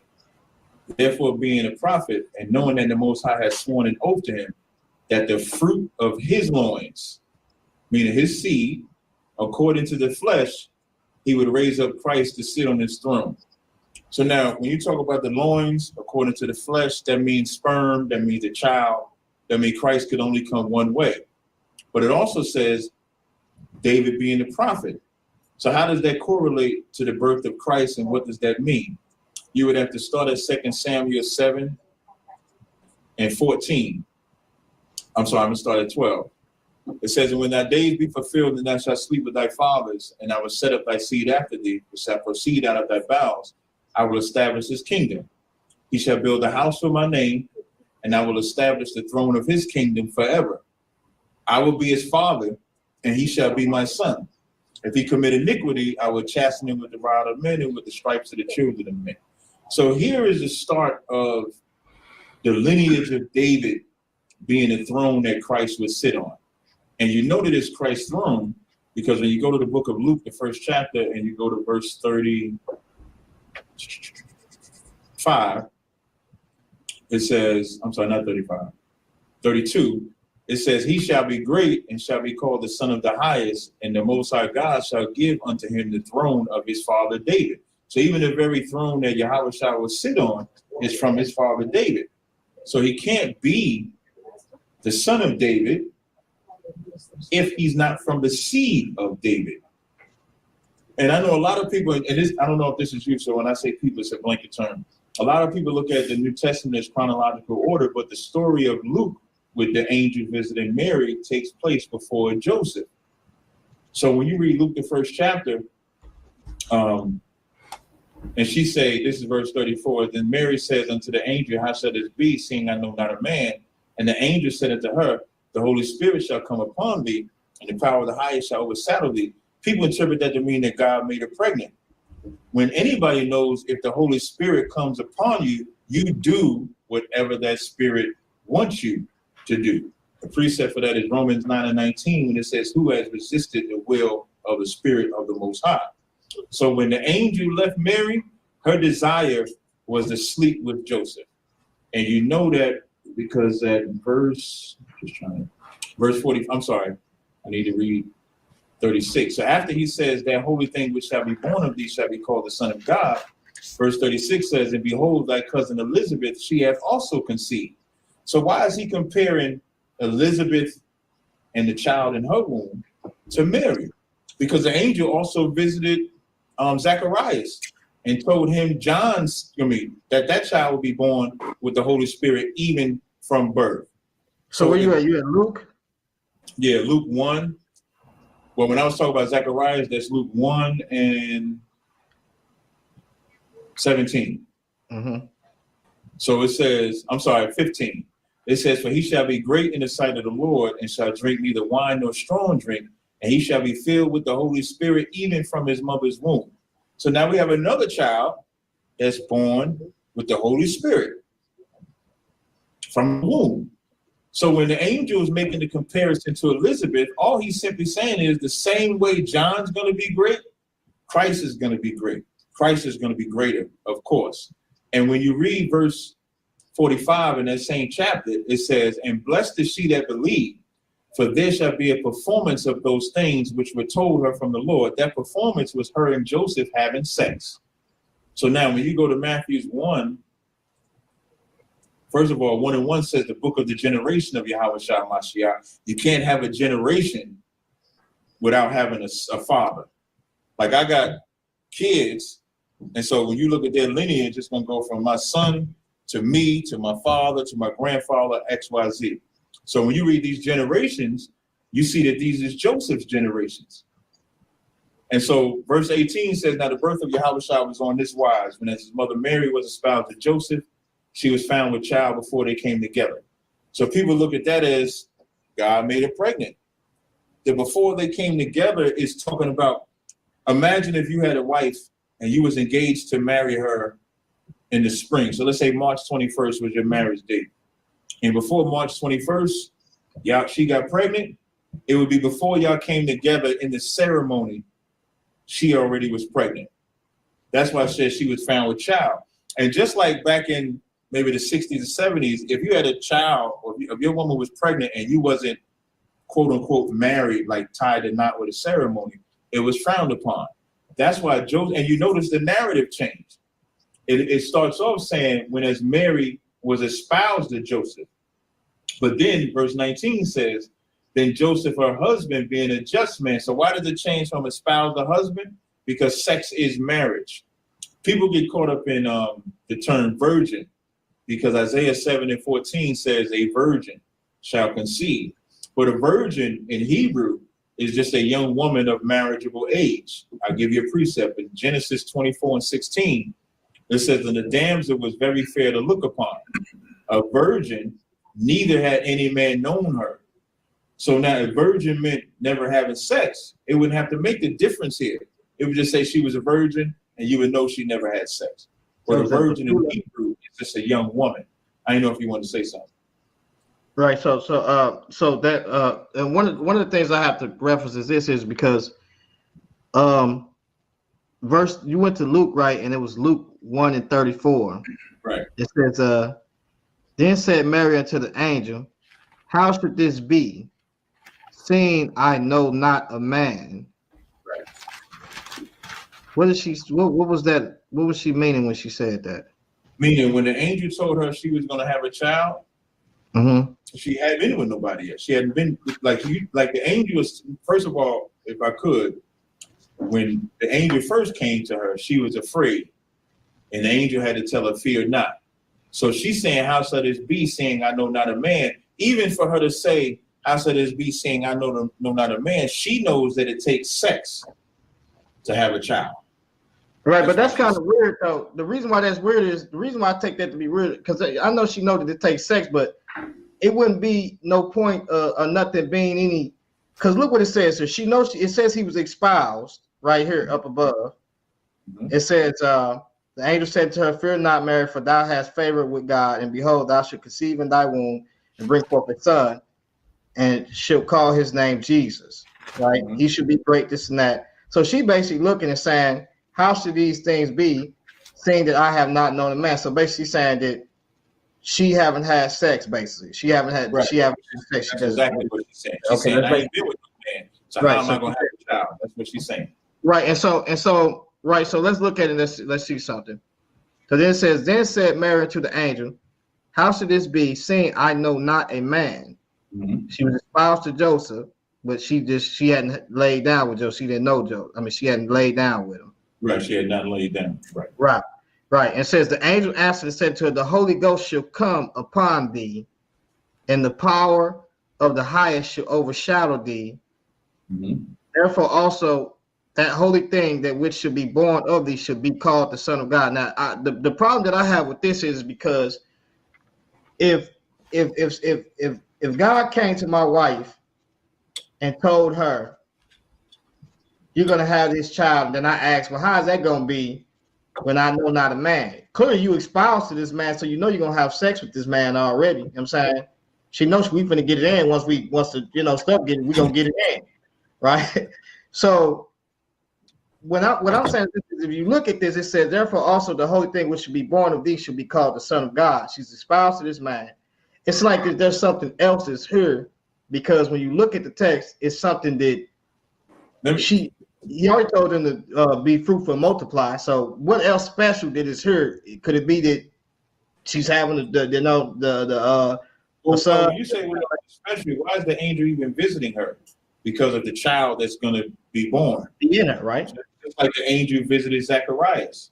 You know, the angels also visited Abraham and Sarah. You familiar with that, right? Right. Yeah. You know what it says in Genesis 21? What does it say? Genesis 21:1 says, the Lord visited Sarah as he has said, and the Lord did unto Sarah as he has spoken. For Sarah conceived and bare Abraham a son in his old age. So did the Lord make her pregnant? Or did Abraham and Sarah have sex for her to be pregnant? The Lord blessed her womb, opened up her womb, basically. And you know what Sarah said to the angels when they said to her, when they told her she was going to have a child? Similar to what Mary said. Sarah said, you mean I'm going to have pleasure? Because she also knew that it took sex to bring forth a child. So Sarah in her old age said the same thing that Mary said in her youth. Meaning it takes sex for both of these things to take place.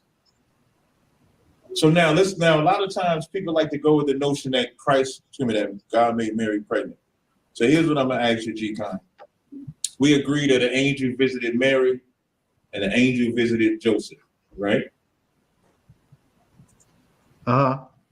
We agree that the angel Hold on, say it told again. them. Say it again. I was looking at something. Say I'm what? sorry. We agree that the angel visited Mary and the angel visited Joseph. Right. We also agree that the angel said that this son is going to be born. He's going to be called the Son of God. He's going to be great. Right. Now, your premise, of course, is that God made her pregnant. My premise is that Joseph and Mary had sex for her to be pregnant, for him to bring forth Christ, right? Right. I'm going to go to Luke, the 2nd chapter, right? And Luke 2, and we'll go to verse 48. Now, just to give you the backdrop of this, in the beginning of this chapter, Joseph and Mary went to keep the Passover. They left, and then they discovered that Christ wasn't with them, and then they found him in the temple. So in Luke 2:48, it says, and when they saw him, they were amazed, and his mother said unto him, Son, why hast thou dealt with us? Behold, thy father and I have sought thee sorrowing. And he said unto them, how is it that ye sought me? Wish ye not that I must be about my father's business? And they understood not the saying which he spake unto them. So my question to you is, why didn't they understand when he said, I must be about my father's business?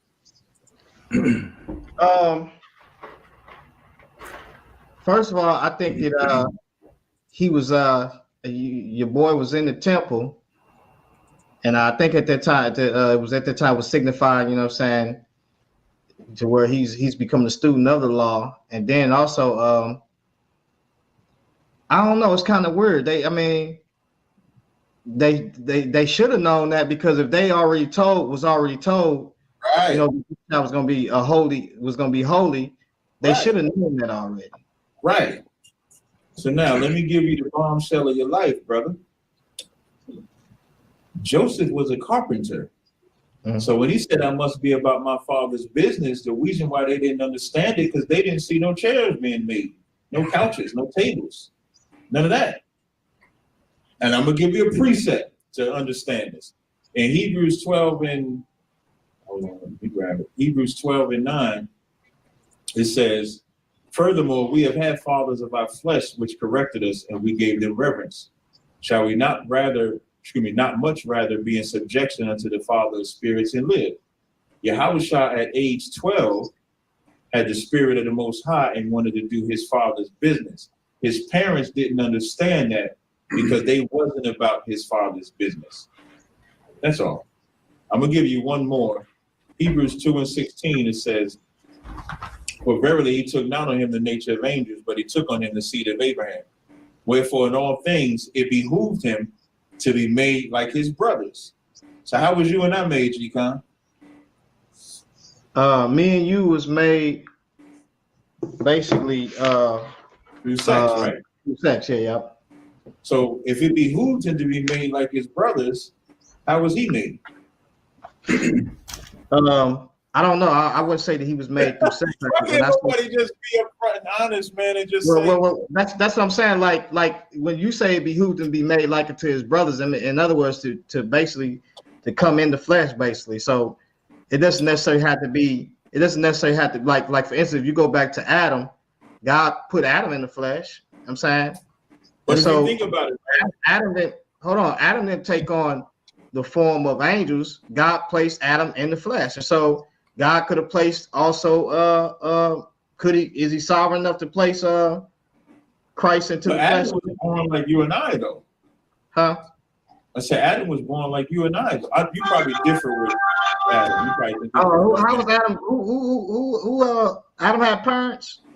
Hell yeah, he had parents. That's why he said, for this cause man shall leave his mother and father and cleave unto his wife, because he had a father. So if Adam was the first man, Don't say Adam was the first man. it does say Adam was the first man. No. It says the first man, Adam, Became a living soul. and the last man, Adam, became a quickening spirit. So was Christ the last man? Yeah, who was the first man? No, I'm asking you, was Christ the last man? Christ was the last man, yeah. So why are we here? No, hold on. No, you're not listening. Listen, I don't know. Listen, are you listening to what you just said? Just listen. You laughing about it, but you're not listening to what you just said. I'm listening clearly. All right, so wait, I didn't say it. You said the last man, Adam, right? Right. Right. So it's pertaining to the context. The last man, what? What is it saying? When it talks about the What first did he man, do? Adam, the first man, Adam, became a living soul, I believe is how it says. I don't want to. And where did that happen at? That happened when he was given the law. That's what the living soul. That's what I read to you when it says, "All they that keep the law shall come to life; all that leave it shall die." How was Adam getting the law? Well, Paul said the law came 430 years after the promise. Because that's Christ said the law came by Moses. Okay, when you look at the word law in the New Testament, you have to look at the context of the word to see if it's talking about killing an adulterer or thou shalt not commit adultery. So you got to look at the context. So when I say Adam was given the law, and again, remember I answered this when you said death reigned until Moses. And I gave you the example, the law of a brother, when Judah's son didn't keep that law, he died, even though there wasn't a priest to carry out the punishment. And then when Moses brought the letter of the law, now you had the priest to keep that. So when it says the first man, Adam, became a living soul, meaning he's the one that was able to teach us what we're supposed to do and not supposed to do. When it says the last man, Adam, became a quickening spirit, we're able to be born again because of Christ.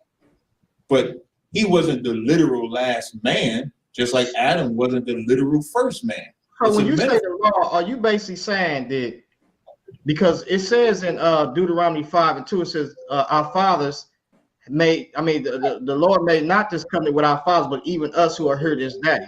So when I'm saying the law, here's what I'm saying. So I got to ask you this. After the flood, right? Incest is in the law, right? The law of Moses, right? Yeah.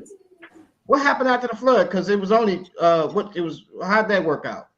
Your cousin is not unlawful though. No, it says thy brother. So let me. Okay, hold on for a minute. So hold on. So what Abraham did was his brother's daughter, right? I don't know about no brother's daughter. All right, so it says you're not supposed to take your brother's daughter, right? You'd have to show me that, but I don't believe that. Yeah, let's go to that. That's in Levi. Let's go to that real quick. Hold on, let me grab that real quick. Yeah, because that's a cousin. Show me where he took his brother's daughter though. Hold on, no, I'm just asking you in general because you said your cousins, and that would be a cousin. So let me see. This is a little. Let's say if me and you was cousins, and you had a sister. So like my father, your father is brothers, so that makes us cousins. Now, of course, not the first cousin, but if I saw your sister as a cousin, we could deal with each other. Like Israelites are only supposed to deal with Israelites, so we all family anyway. It's like me saying only deal with black. It's the same thing. That's why, and I'm tripping. No, you're right. It says my father's daughters. Okay, I see. Right. So that's why, and I'm gonna give you examples of the law. Esau broke the law because remember his parents didn't want him to marry a Hamite. They sent Jacob to their cousin, to his uncle, and he got with Leah and Rachel. Those were his cousins. That's Jacob broke the law too. He didn't break the law. How didn't he? When Jacob took Leah and Rachel. Well, that's different because he was tricked. And now here's the example. That's a good point. When Moses saw the vexation that took place when marrying sisters, Moses said, "You can't marry your wife's sister to vex her." He didn't make a punishment for it, but he said you can't marry her to vex her. He didn't say you'll die for it or nothing like that, but he said you can't marry your wife's sister to vex her, is what he said. And where did he get that from? He saw and it's really Laban's fault. Laban is the one that tricked Jacob into that. So basically, you're saying that you're saying that Adam had the law of God without a Levitical. So the Levitical priesthood is what was added what else was added to this law? No, I'm not saying added. The Levites were the ones that would come and enforce the law. That's why it says death reigned until Moses. So what they're saying is that before the Levites came, if you broke the law, there wasn't nobody that could, say, hey man, you eating that pork, or hey man, you committing adultery, or hey man, you doing this. When the Levites came, that's when they could say and enforce to make sure you wasn't committing adultery, you're keeping the feast days, you're doing all the things that you're supposed to do. But the law was always here. That's why you could only eat certain things. That's why you could only. Right. So let me ask you a question. Like for instance, Jacob, right? Genesis 35:2 says, then Jacob. Before you ask that, Abaya, just let me know what our time is looking at. But go ahead. Yeah, we got like 3 more minutes probably. What 3 more minutes? No, I actually got 8 minutes. Okay, it says, then Jacob said it to his household and to all that were with him. Where you at so I can get there? This is Genesis 35:2. Okay. Okay. Then Jacob said it to his household and to all that were with him, put away the strange gods that are among you and be clean and change your garments. Mm-hmm. So clearly he has strange gods among them. But he's telling them to put them away. Right. So clearly they wasn't keeping the law. You shouldn't have to put them away because you weren't supposed to have money. Okay, if you're gonna ask me if we broke the law, Judah bought prostitutes. Right. Yeah, you're right. Right. So I didn't say I said that the law was there. I didn't say that everybody kept the law. And right. even And so to say Jacob saying that to his household don't mean that Jacob is the one that broke it, but people in his house broke it. You don't want to put that on Jacob. Jacob, it is Abraham, Isaac, and Jacob. He did get the covenant. Right. And so the reason why I'm fishing for questions is because like a lot of this I want to ask, but I'm gonna respond to in certain, like I said, like yeah, you're gonna try. Listen, I'll come over to y'all platform. I ain't scared. Yeah, y'all be scared to come to Cross the Line Radio. No, I ain't scared. It's just the Kata be cutting my mic, playing games, and boot me out. You see how this debate was? Yeah. Where you had your time and my time. You hit me up in the back chat, and we could do it just like that. All right. Where you get your time, I get my time. Now, if you call like when we get random callers that just call on the fly, that's like a back and forth type of thing. But if you set up a debate prior to, you'll get your same allotted time just like you had it on here. Right. And so you hit me up. Yeah. And but I'm about to close out now. Okay, cool. And so one of the things that, like I say, I think that'd be good because it's a lot of things I want to address, and I am going to address it, especially with the virgin birth. I have some questions about that. But the reason why I'm not fully ready to address that yet, because on both of our parts, it's going to pose some problems, some inconsistencies. Well, I'll tell you what, whenever you're ready, you hit me up. Yeah, I got a question. I got a question. Go ahead. What's your question, man? If you ain't ready to address the virgin birth, why did you reach out to get a virgin birth debate? No, I didn't reach out. He asked for that, and I took. Well, I was talking about different subjects, and he just picked that one. Like I think the main one he wanted was the first one we did, and then the second one. Yeah.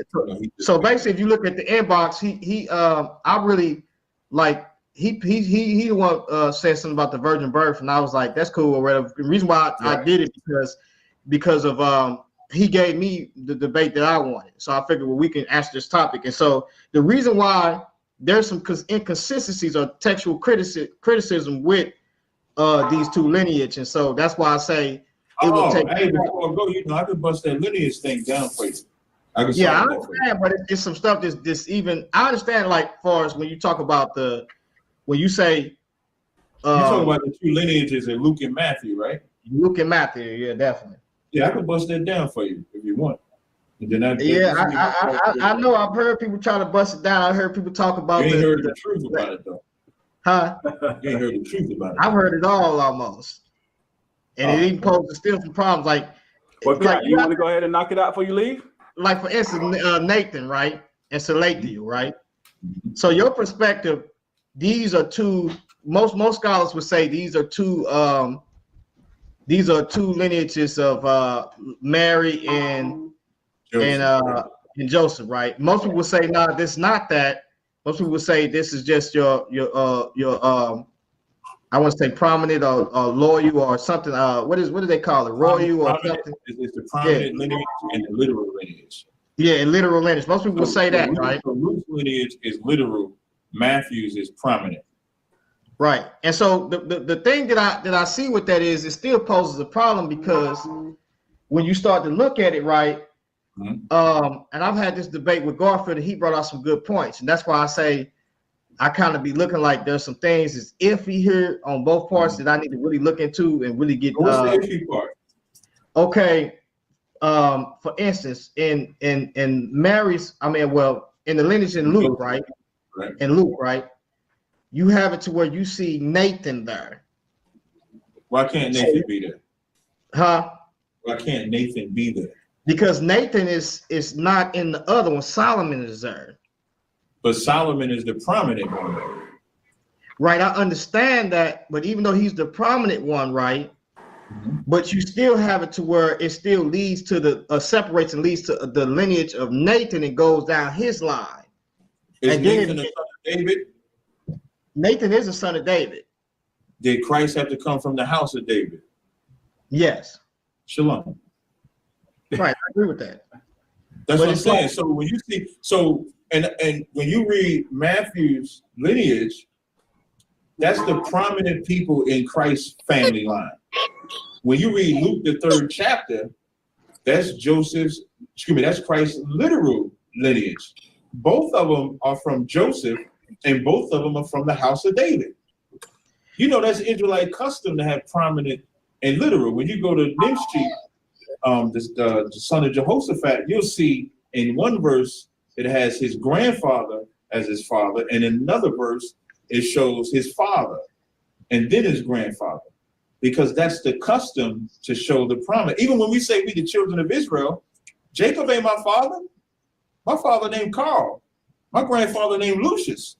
But we say children of Israel because we come from that line. Even if we say we're from Judah because we come from that line, they're the prominent ones. So Luke just give you the literal son to son to son to son to son to son to son. Right, but then gives you the generational lineage. Right. But what I see something different there. The reason why I say that is because there's a cross and then they link back up. So for instance, it goes down Solomon's line and start naming him, and then it names 9 people there in Luke, Matthew, when you go back to Chronicles, it poses a problem.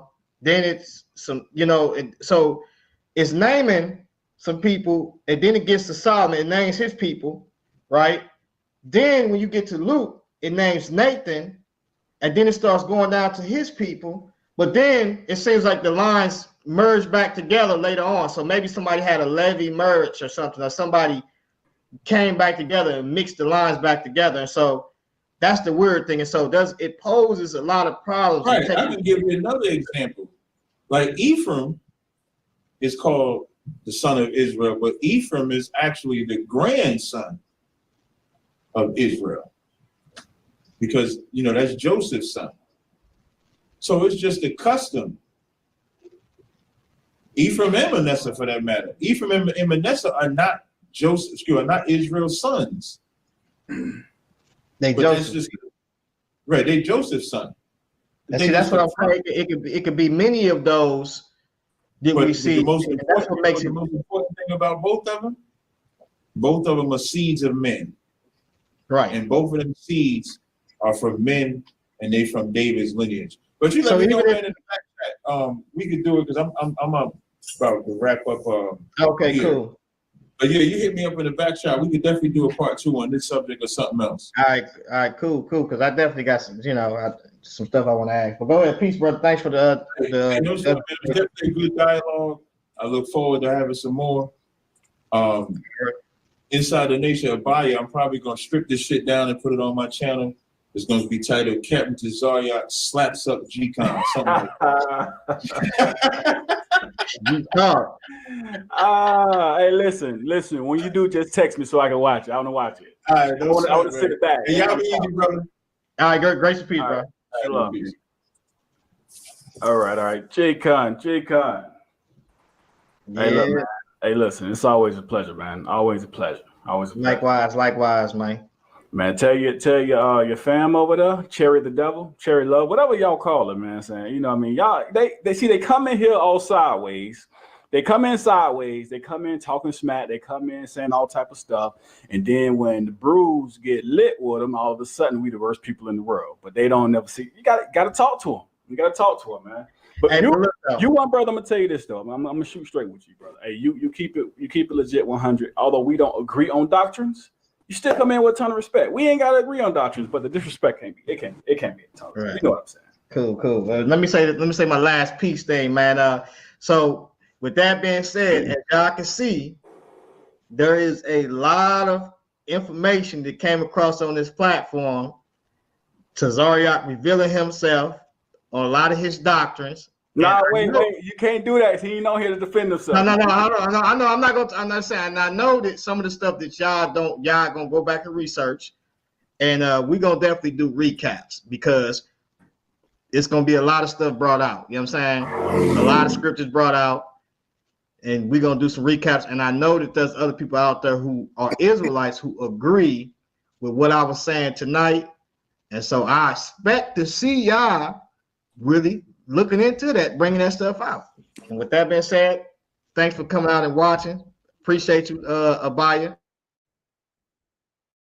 Thanks for peace to you, brother. All right. Oh boy. All right. Good idea.